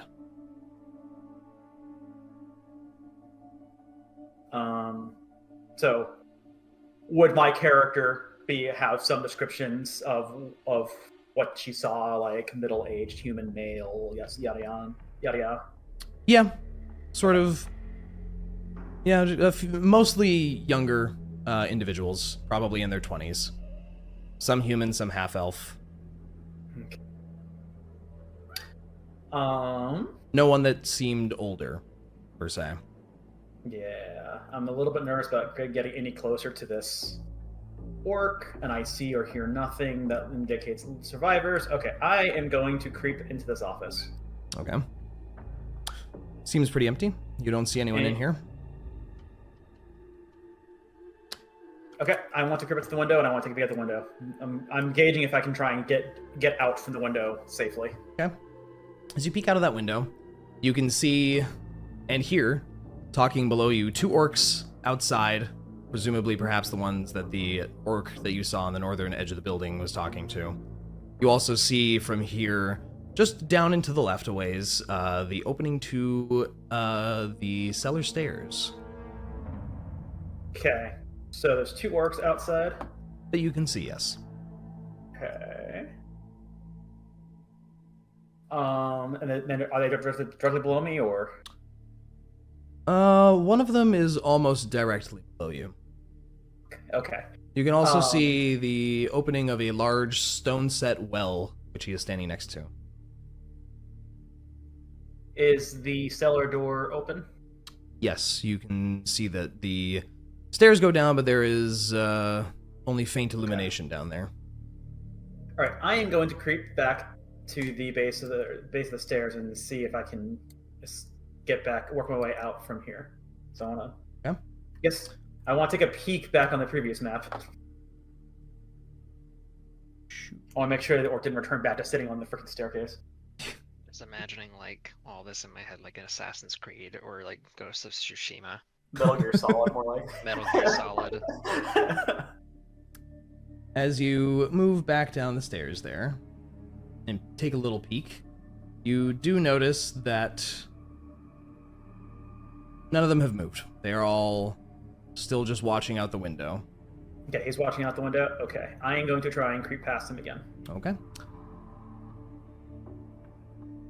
And this is where I mess up. Doesn't seem to notice you. Seems to just be leaning against the window. The other 2 orcs sort of casually talking. Okay. The windows on this side of the house, they're all like jagged and Everything is broken. hazardous. Yeah. Okay. You could try and dive through one if you want. I see no reason to take risks when I... Well, I want to take a peek back through into the kitchen. Mm-hmm. There's still the 2 orcs. One seems to be working on butchering off meat. The other is stirring something still, and the one is still milling about back and forth. And you can wait for an opening to head back outside if you like. Yeah, I'm going to do the same thing. And this has been how long so far, roughly? 10 minutes now? You've probably spent about 10, 15 minutes creeping through this building. Okay. All right. Yeah, I will wait for an opening and then work my way back out. As you come out, creep along, you pop outside. You do notice the other 2 orcs here that were looking for the sound outside have kind of just taken up positions here. How confident am I that I can ease myself off the side of these stairs to the grass below? It's like 3 feet. You can do it. So I can do it quietly? Yeah. Okay, I will try and do so. So let's slip out underneath the railing and creep out over here. I think I would make you make one more stealth check just for that. One more stealth check because I'm dropping a few feet. Yes, you still have advantage and pass without a trace. Yeah. So, yeah, pass without a trace would still be up. 32. 32? Yeah. Yeah, there is no way they could notice you even if they tried. You just slide right out under in between the stair rails and can head along your way. Okay, I am going to creep around the house up to this corner, and I'm going to try and sneak my way into the cellar. Do I feel like the orc that's up next to the cellar is his attention towards the house? Yeah, seems to be looking at the window, chatting. What is out here? That just heads the other map. That just heads away into the... Are there any bushes or anything like that over there? Or is it it's mostly just flattened grass. flattened grass? It's very much just not used earth in this immediate area around the house. Just a nice lawn space that leads off into the hills, the north of the house. Sure. I noticed that's this question, but I distracted myself with my thought of using a sound. He's looking which way again? He is looking towards the house still, toward the window. Towards this window? That's that window. That window. Okay. I am going to try and sneak past him. With your previous running stealth check of 32, that's definitely not a problem. Okay, I want to pick my head down to the cellar. There's any way I don't know why I even rolled for that. That's just not possible. You creep your way down into the cellar, which is a somewhat long staircase. I'm just trying to pull everybody at the same time. Boop. Shoot. Why didn't that? There we go. Down here, you see the stone stairs lead down into a cellar where along the walls you see tens upon tens of golden skulls, Butterskulls, as you had seen in the tavern back in Fandalen. Here for cold preservation, probably, as the temperature dips down quite a bit underground here. They seem to be covered in a small layer of wax. You do see 3 individuals currently tied and wrapped against the supporting pillars in the room.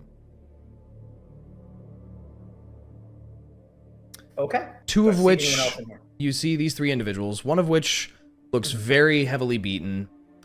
He looks very burly. He appears to have suntan skin, looks to be a bit on the older side. Dusty brown hair with a thick-set jaw. Looks like a very, very, very large individual. Pretty big human. The other 2 you can see.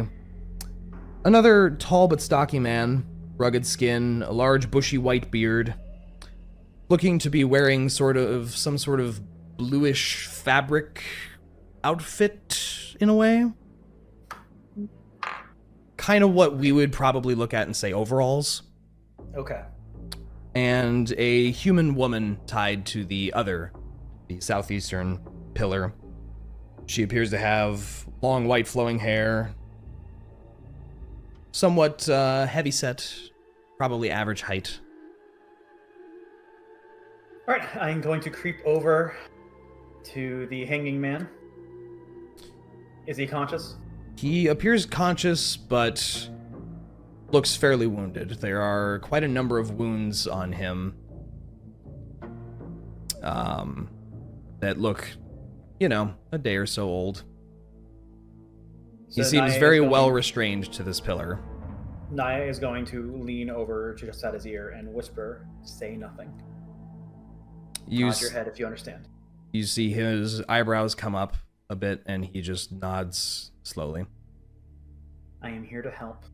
There are others waiting. Now that I have found you, I am going to get them, and we will come to rescue you. I need you 3 to be ready. Do you understand? You see he takes a slow breath, but just nods again. I am going to cut you free now. I need you to not alert the orcs that you're free until we're ready. Do you understand? Gives you another nod. I pull out my knife and slowly cut my way through the ropes. Mm-hmm.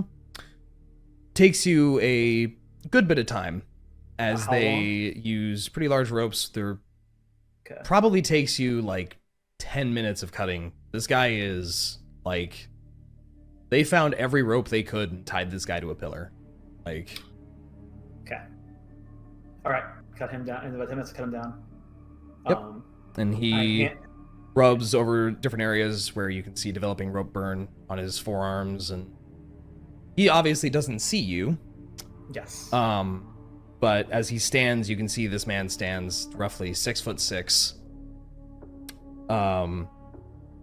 Very burly. He's got forearms that look like they could crush a barrel.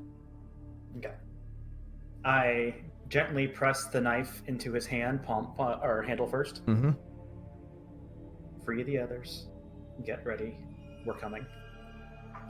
And he just nods as you hand it off. The knife kind of just becomes visible in his hand. Mm-hmm. And I creep my way back out the cellar and back to the party. Okay. Did you say 4 arms, Jrain? 4 arms. Ah, yes. 4-armed man. He's got good forearms. Oh, 4 arms. I was like...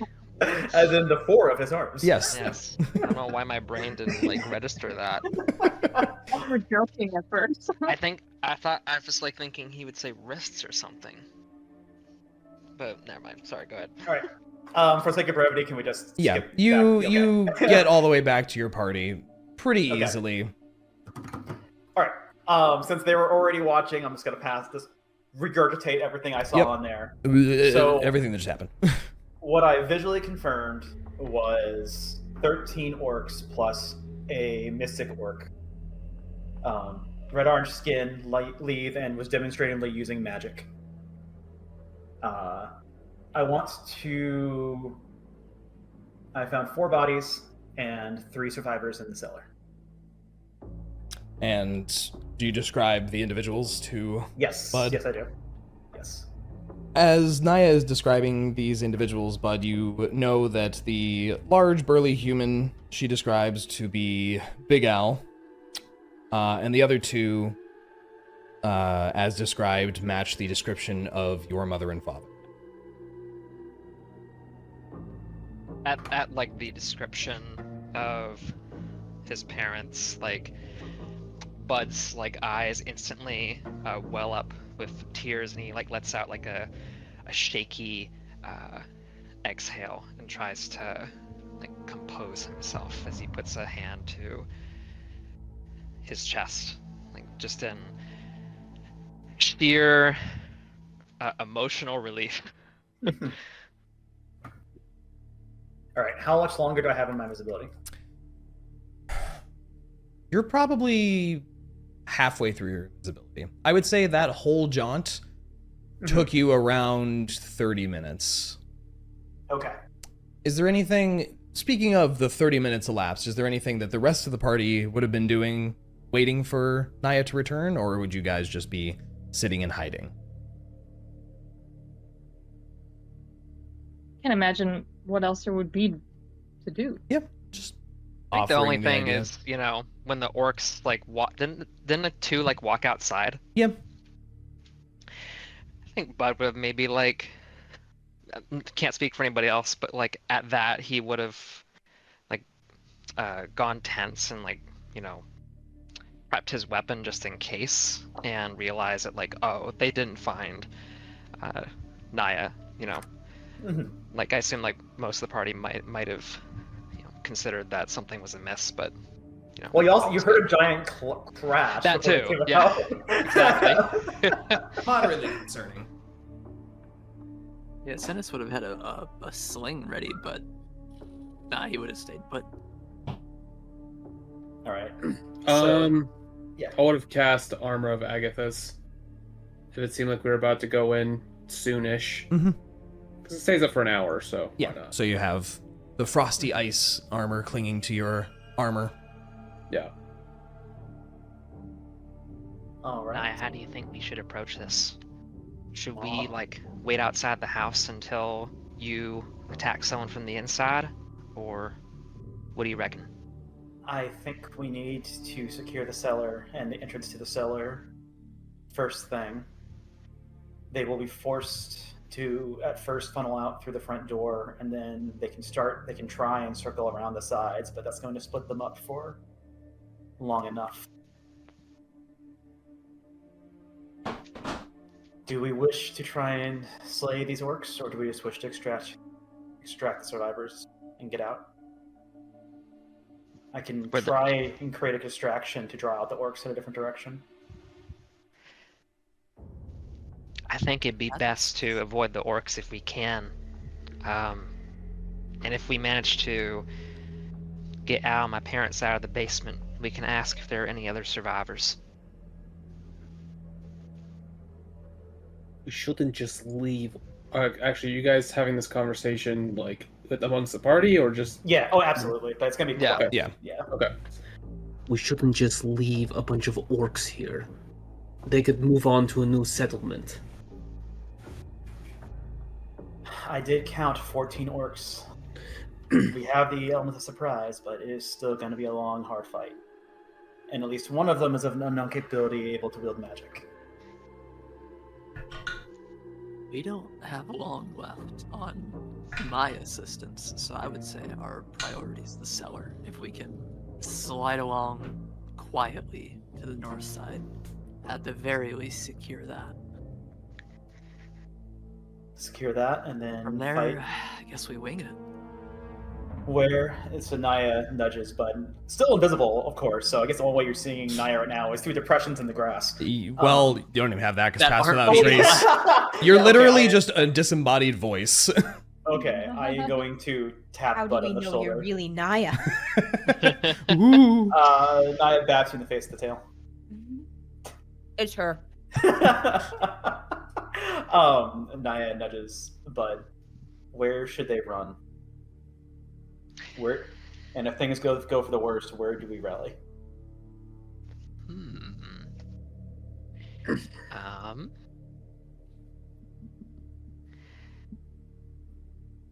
I'm wondering if, well, I guess we wouldn't know if there's anybody at the smithy or the barn, so it'd be risky to, probably nobody there, but still probably risky to, you know. I would say send people that there. as you guys had approached, even in the low light, Bud, you could tell that the barn, which was, a very sizable barn, was completely razed to the ground. There was nothing left of that structure other than rubble. Okay. In that case, probably good to head west toward the smithy and rally there. And then we can figure out if we want to attack the orcs or not. So what I can do is I can use my illusion spells to create a disturbance. I'll probably just have shouting in the southeast corner of the house, or from the fields, from the southeast, to try and draw them away from the rear of the house to the front, or well, from the front of the house to the rear of the house, and then we can try and secure the survivors and maintain and hopefully maintain element of surprise. Or do we wish to just sneak forward now while they're unalerted?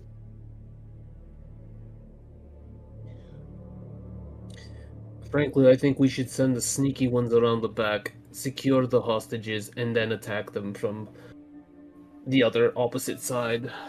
Well, the ones that aren't sneaking, that is. And I'd say like if the orcs like notice, like if Niah's going to be the one to free the captives, if she gets noticed like coming out of the cellar, like the captives can make a run for it and retreat, and then like the rest of us can rush in if we want to, not go forward as a group. Niah taps Thava's shoulder. I think it'd be best for us to fight from the same side. That way they're forced to funnel in small groups. They all won't be able to reach us at the same time if we attack from the rear of the house. There's only, last I saw, 2 out back. Most are gathered up here in the front, and then there's another set upstairs. If we're quick, we might be able to dispatch all 3 out front before the rest can react. And then possibly the remaining 5 from the first floor before the ones upstairs can make it. If we can slice them off and take them out in manageable chunks, this fight will go better for us. So you want us to all attack from the back, Yeah. where Yes. the hostages are? I can sneak in, get the hostages ready. And then you can attack, and I can get them out. Fine. That works. Alright. So we all sneak behind the house? Yeah, sounds like a good plan to me. I'm going to need a new group stealth check from you all. Oh. Do I still get my advantage? You still get advantage because you're still invisible. Pass without a trace is still up. I can't imagine it's got more than like a minute or two. Yeah, left, this is so. probably the last time you'll be able to use it. Double 7, so got 22. Okay. 17. 17. Bud? 26. Thava, So this is 26? without the plus 10? No, this is with plus 10. This will be the last time you Okay. get to use it, though. This is going to be, let's see, 32. Wow, wow. Got 19 Very nice. plus 3 plus 10. And Synas? 14? 14? 14? Not a natural 1, right? No, it was a 2 plus 2 plus 10. I could add guidance in if it... No, that's concentration. That's I'd lose constant. Yeah, you'd lose path without a No, trace. no. No, don't want to do that. I mean, you could certainly know. Oh, it'd be exciting. It would be very exciting, because that would probably have changed that to a failure. Anyway.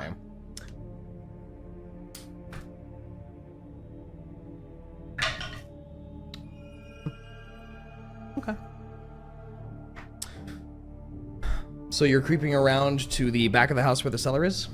Yep, I will re-enter the cellar and get the survivors ready. Okay. Then wait for the signal. So you all swing wide of the house. I'm gonna move all of you to that corner of the house. Just for ease.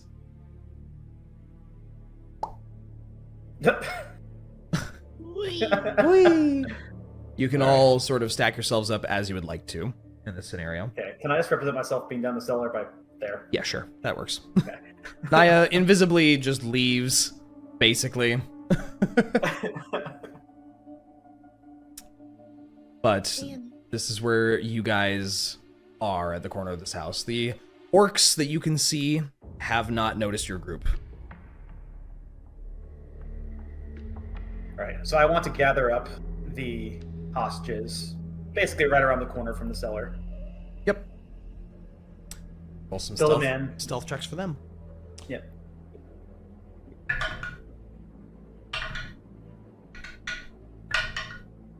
It's fitting. I don't like the way you said it's fitting. Don't worry about it. Don't worry about it. Keep talking. So I want to gather them up by the edge there, and I fill them in on the plan to retreat towards the smithy. As you are doing so, your cat meowing is just killing me. It's making me laugh. Sorry. As you do so, a cat walks by. As you do so, the two human males sort of nod in turn and quietly creep over. The woman, as she's getting up, she looks mortified in this scenario. And she, as you are talking, lets out sort of a worried sigh, maybe a bit louder than she thought. The moment she makes a sound, Niah is lunging to put a hand over her mouth. You're still invisible, so she doesn't... I know. She but kind of I freaks know. out even a little bit more at feeling a non-visible hand on her mouth. Yeah. And the rest of the party sees the orc at the top of the stairs sort of tilt his head and start to look around toward the cellar stairs. Bud is going to, like, be ready with his bow. It's Yeah. like he's like, you know, laser-eyed on what's happening. Mm-hmm. So Niah very quietly shushes the woman. Mm-hmm. She does calm down for a moment. Yeah. And glancing up the stairs, you see the orc in question has shifted to the top of the stairs and looks to be getting ready to go down with his great axe drawn. Okay. I stand. They can't see me. You are invisible. I whisper hurriedly, "Get back, one is coming." And then ready myself right at the base of the stairs, just off to the side, with my sword ready to stab down. Okay. Off to the base, the side of the base of the stairs, there is a shelving area that kind of blocks standing next to the staircase. So it's either at the bottom of the staircase or just to the next to. I'll just put you down in the basement. Hold on. Okay, thank you. Go in the basement. Wait, I probably like this. The base. Oh yeah, okay, that's right. Okay. So You know what? Screw it. I'm just gonna stand at the base of the stairs, invisible, with the sword ready to impale York as he takes the steps down. okay. My God. All right. So the rest of wait. No, actually, I'm gonna wait the base. No, I don't want him to yell, call out when he sees the people. Yeah, okay. Is there anything else the rest of you are doing as this orc takes a few lumbering steps down these stairs? Thava begins drawing her sword. There's a couple very tense moments as the party outside witnesses the orc descend into the cellar. Okay. And slowly stalking towards you and The moment... not seeing you, you see this orc who, in common, calls out and says, "You all better not be causing problems down here." And he steps and he's right in front of you. Okay. The moment that he appears to recognize that the humans are not where they're supposed to be. Yep. Yeah, Niah lunges forward and stabs him. Make an attack roll. Nice. Would I have to have advantage because I am invisible to him? I would say yes.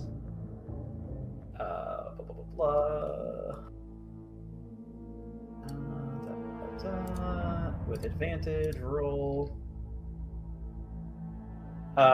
15. 15. That hits. Roll some damage for me. I forgot to cast Hex. Oh well. You can cast Hex. Well, I don't know if you would have the time to cast Hex and then do that in this split second of stab. No, you're right. You're absolutely right. I wouldn't have time for that. Okay.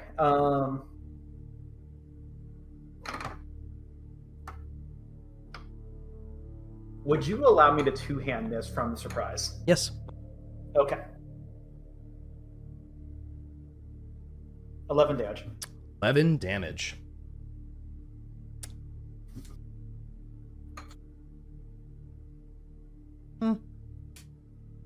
Where am I?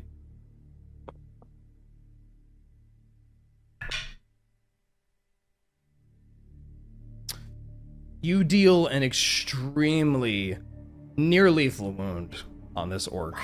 Of course. Impaling him and nearly one-shotting him. Damn it, of course. Unfortunately, he stops stiff on the stairs with your sword piercing all the way through his torso and just glances down, and as you do the stab, you lose your invisibility. Yes. And you see him sort of shudder for a moment, and he's going to try and shove you off and make a break for back up the stairs as he starts to yell. Wait. Where was he stabbed? Right through basically the stomach. He should have a throat full of blood right now. He's got Can 1 he HP. yell? Right, but can he yell with a throat full of blood? It's pretty grievous. It's very grievous. Make a contested strength check for me real quick. Well, can I resist him to throw me off with acrobatics? Yes. Okay. 16. 16. He goes to try and shove you to basically knock you back down the stairs and fails to do so. And as he turns to yell back up the stairs, he A, recoils in pain, B, yeah, he's not doing well on the blood coming out of the mouth scenario. And his yells sort of garble quite a bit. And everyone else outside sees the one orc at the well just not react. Okay. Woo! Okay. Can I well, finish him off? Since my swords are impaled through him. I'm going gonna to say it's pretty finish easy him for you off? to finish him off. Okay. And do you catch him as his body falls? I will attempt to. I will attempt to ease this body down. I am like a 110-pound kitsune. Make just one strength check for me. Yes, something I am particularly good at. Yeah. Yeah, I rolled a natural 1. I got a flat 0. Wow, you fall with him as he falls back with the great axe clunking from his hand, and you falling on top of this now deceased orc. What to you in this very silent moment felt like a very loud noise. That orc at the well doesn't react. He's like picking his nose, not We'll paying learn later. any We'll learn attention later. He's at all. actually deaf. Oh my god! How D&D's ability to turn anything into just the most ridiculous. Look, the dice do giveth and the dice do taketh away. So am I just This is when you pinned? can ask Al for help. Am I just pinned under this orc's body? You are not under him. He fell backward up the stairs, and your grip on the sword pulled you on top of him. So you're laying on an orc. It's not hard to slowly extricate your sword from his body. Niah just kind of freezes for a moment and just like deer in the headlights. You just like, you wait for like any shouts or any activity, and you hear nothing. Okay. Nice. Okay, I summon my sword back to my hand because I don't have to pull it out. And and I gesture for the 3 people down there to start making their way up. okay, they are going to follow you out as stealthily as they can manage. And now that your invisibility has dropped, if you're going to try and sneak out, Yes, I no longer have advantage. yeah. So you're going to now make a group stealth check with 3 NPCs. Well, okay, I guess I will be the signal. Okay, well, I rolled a 24. Okay. Oh, no, wait, 34. Do I still have pass that trace up? Or No, is that... that is think basically runs that out, as you guys got to this Okay, 24. scenario. 24. Okay. Everyone watches with bated breath as you all just very faintly heard the clunking of an axe, perhaps some metal on wood, metal on stone, a body falling over maybe, and most of you are probably confounded at the fact that this other orc has not even, flinched. You see Niah exits,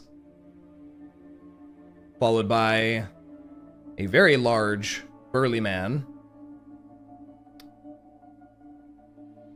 followed by a tall, burly, appears to be wearing overalls, human, and a portly older female in what looks to be a somewhat torn sundress, slowly creep out of the cellar and towards the group. Seemingly, again, unnoticed.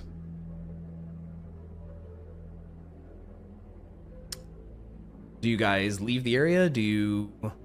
I didn't expect this to work. Yeah, we should get them to safety before we do Yeah. anything with orcs. Yeah, so... You all make your way out of the vicinity of this area, heading toward the west. You follow the road probably 60 feet away, and as you approach, those of you with dark vision, you can see that what Bud perhaps described as a smithy lays as a pile of rubble alongside the road, with still the chimney stack and some scant pieces of metal, horseshoes scattered here and there, but it is functionally not a building. But is it cover and concealment? I mean, you could hide amongst the rubble, I guess, if you wanted to, or behind it. Yeah, I'm thinking we bring everyone behind it, huddle behind it, and Okay. make a plan. Yeah, you all sort of crowd around the back of this knocked over building. Now that you all have a moment, And as well, does anyone cast any sort of light? I hope to God the answer is no. Because the 3 humans that you have escorted out cannot see. It is night outside. Darkness has truly fallen. Somebody just hold their hands. Yeah, I would say Niah is going to be honestly guiding them. And they are doing their best not to make a sound. Bud, is there anything you're doing in this moment? So we're like at the smithy? At the resulting rubble of the destruction of the smith, yes. Okay. Yeah, I assume that they haven't, seen Bud in the darkness, but he's been vibrating, just bouncing. Well, not really bouncing, but you know what I mean. Yeah. But he comes up to them, like his voice trembling, and says, "Don't say anything, but Mom, Pa, I'm here." And you hear a very brief, surprised and very relieved gasp from the woman. But she covers her mouth immediately to suppress the sounds. Yeah, Niah was already halfway towards lunging. But kind of very quietly, it's like a, what would you call it? Like a chuckle, sob of sorts. Mm-hmm. And he hugs his mom, and with his tail wagging, tears streaming down his face. And you he does feel the same with his dad. You feel the woman basically hugs you almost chokingly tight initially. He's used to that. Yeah. Pretty normal. And your father sort of pats you on the head a few times. He's also used to that. He's also used to that, yeah. He probably does the same with hugs, so he got it from his mom. Mm-hmm. But he tells them that we're gonna try to figure out what to do with these orcs. We can't let them hurt anybody else. And as you say that, the larger individual, who by description matches Al, Big Al, speaks. Well, if we're doing something about some orcs, they better be dying. I like this guy. One's already dead. I completely agree. Only 13. Nice to see you, Al. And he Bud comes up and tries to do a gesture to shake his hand. He cannot see your hand. Oh, it's there's no moonlight. It's dark out here. And Bud can't see. And Bud has no dark vision, so you handshake the air next to him. Okay, Niah reaches out and just kind of guides. At that point, maybe just pat him on the arm or something instead. Okay. Yeah. And he. Oh, yeah, we can't see. He nods. Those of you with dark vision can see that his face is hard set into a deep glower. And he sort of looks around at where he heard your voices, his eyes somewhat acclimating, but still not, useful per se to catch your visages. And he continues and says, "This place needs to be safe. I didn't work my whole life to be kicked out by some damn orcs. Now, you all seem to be friends of Bud. And I appreciate that. I was praying to the gods someone would show. So that you all are here is certainly some sort of intervention. I don't know if I have any way to repay you for this, but I'm in no shape to fight.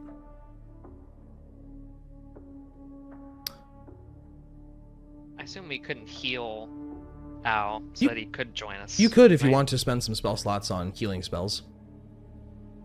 I feel like asking them to help is more than maybe we should. I don't know how trained Al is for combat.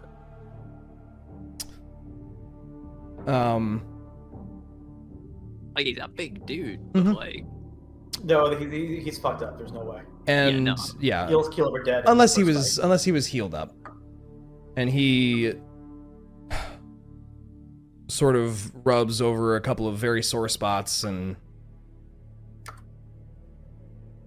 when I was a sheriff, I didn't let shit like this get away from me. I'm willing to pay you if you can fix this. Get rid of him, drive him off, kill him. I don't care what you do. Best I could probably do right now. There's a little something I squirreled away. It seemed fitting for this suit of mithril chainmail.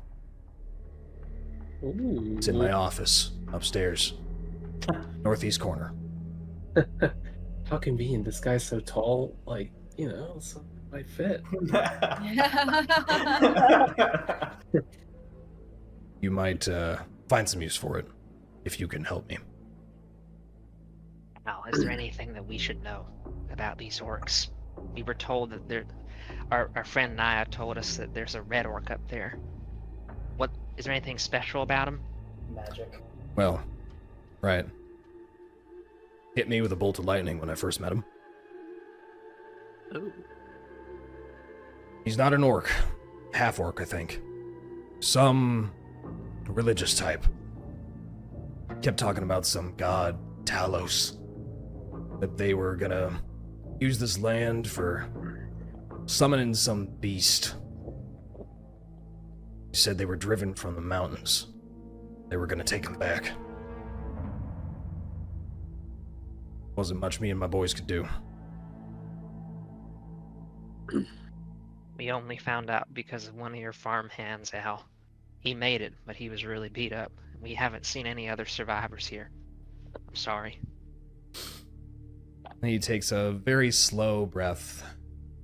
Sighs. Well then, I guess you better make them all pay. He's obviously not armed, right? He doesn't appear to have anything on him other than the clothes on his back. He has Niah's knife, which he will offer back to you at a point if you want to take it back from him. He'd probably just go like straight up like Kratos Sparta mode. Like, well, let's say that knife is combat. It's small in his hand. It's a knife for Niah. So. Yeah, it looks like a paring knife in his hand. It's actually very convenient because I was gonna say, just in case they're staying here, to keep them safe, what we should do, the knife is perfect for one of the parents, and I'm going to offer my scimitar to Al for self-defense, and then a torch and a tinderbox to the third, but under the express condition, don't light this unless you hear someone approaching. And the other male human takes the torch from you as Al hands off the knife to the woman, and he sort of spins the scimitar a few times, and it's pretty immediately clear to those of you that can see it that he is clearly familiar with a blade, as he does balance it, weigh it, sort of nod in appreciation, give it a few cutting swings, not swinging to chop, but swinging to slice, as someone who knows how to use a sword would. All right, we'll stay here. You can come find us when everything's safe. Oh, and if you find my cow, she's a dairy cow, kind of makes, all my profit, basically. You see her, just make sure she's safe. But stands up a little straighter at that information, says, Oh, what's her name? It's Petunia. Petunia, that's right. I saw Petunia on the way here. She's a mile out southwest. Oh, good. All right, cool. Good. Well, that's fine. She's just grazing. And she does. All right. Okay. That puts my heart at ease then. Well, I'll keep the Lehman safe. Well, do as you're gonna do. Niah just kind of gets a little toothy, predatory grin. Of course, no one can see. Except for the other people with dark vision. Yes. Three other members of your party notice you grinning like a weirdo. Well, yeah, they're bad hosts. All right. Would you like to head back over toward the farm area? I want to kill him. Yeah. I feel so bad because like Thava's just been sitting here stewing, ready to murder, and we It's keep, like, okay, yeah, I get it. Get the hostages out. Okay. What do you think I've been doing over here too? In the dark, with no way to see. Okay, yeah. As we're creeping back to the house from the smithy, Niah just kind of grabs Rinn by the arm and do not set the house on fire. Why are you so concerned? Have I ever set a house on fire? She says, having definitely set a house on fire. Yeah, I feel like the answer is absolutely yes. Yes. Like, didn't we burn down like the tavern? You set the tap house on fire, fixed right. it, stopped it from burning, but Yeah. there was some fire involved there. So, By the way, as flavor, like when we leave Al and Bud's parents, Bud like stands in place and trails like with the group, and before he takes off, he looks at. Well, I keep saying this like people can see. yeah. But like, he just says like, "I'll be back, Mom, Pa, and Al, don't worry, we'll raise hell." And you hear your mother say, "Just come back, please. Be safe. I will, Ma. I love you." I love you too. Aw. And he, follows along with everybody else. As you guys creep back toward the large farmhouse, it still appears as if no one has noticed everything that you have done. That one orc, if you're still coming in from the same side, Yeah. that one orc is still standing there, just not looking the right way and not doing anything, and he just noticed nothing. Out of character, did he roll a 1 or something? He rolled a 1. Like, what is... I mean, he can be a little drunk. He can be a little, A 1 plus... No. He didn't... He rolled a 1. That man is night dreaming technically. He's just not... He's not there right now. He's not doing nothing. Windows, there's no light behind the window. Yeah, no, the lights are on, but no one's home. As you guys approach, again, presumably from the same corner, unless you would like to approach from a different angle. I see no reason not to, or to go for a different angle. As you guys approach and prepare for a potential large battle, unfortunately, we have to end the session there. Yeah. Unfortunately, it has to be a short one tonight, but that puts us exactly at 2.5 hours. So That would be really amazing. So, We better get to killing next session. well, I mean, I don't know what else you're gonna do. Maybe you have a picnic right here, but Yeah, we'll negotiate. Such a Absolutely. bloodlust. We'll also negotiate next session. yes, Oh my god, absolutely. I swear. You're worried about me burning down houses. Don't you dare try to make a deal with these orcs. They're dead. But unfortunately, that will have to wait until next time. Whenever next time is, when we get caught up again with Dorks in Danger. Dorks in danger. Thank you, everyone.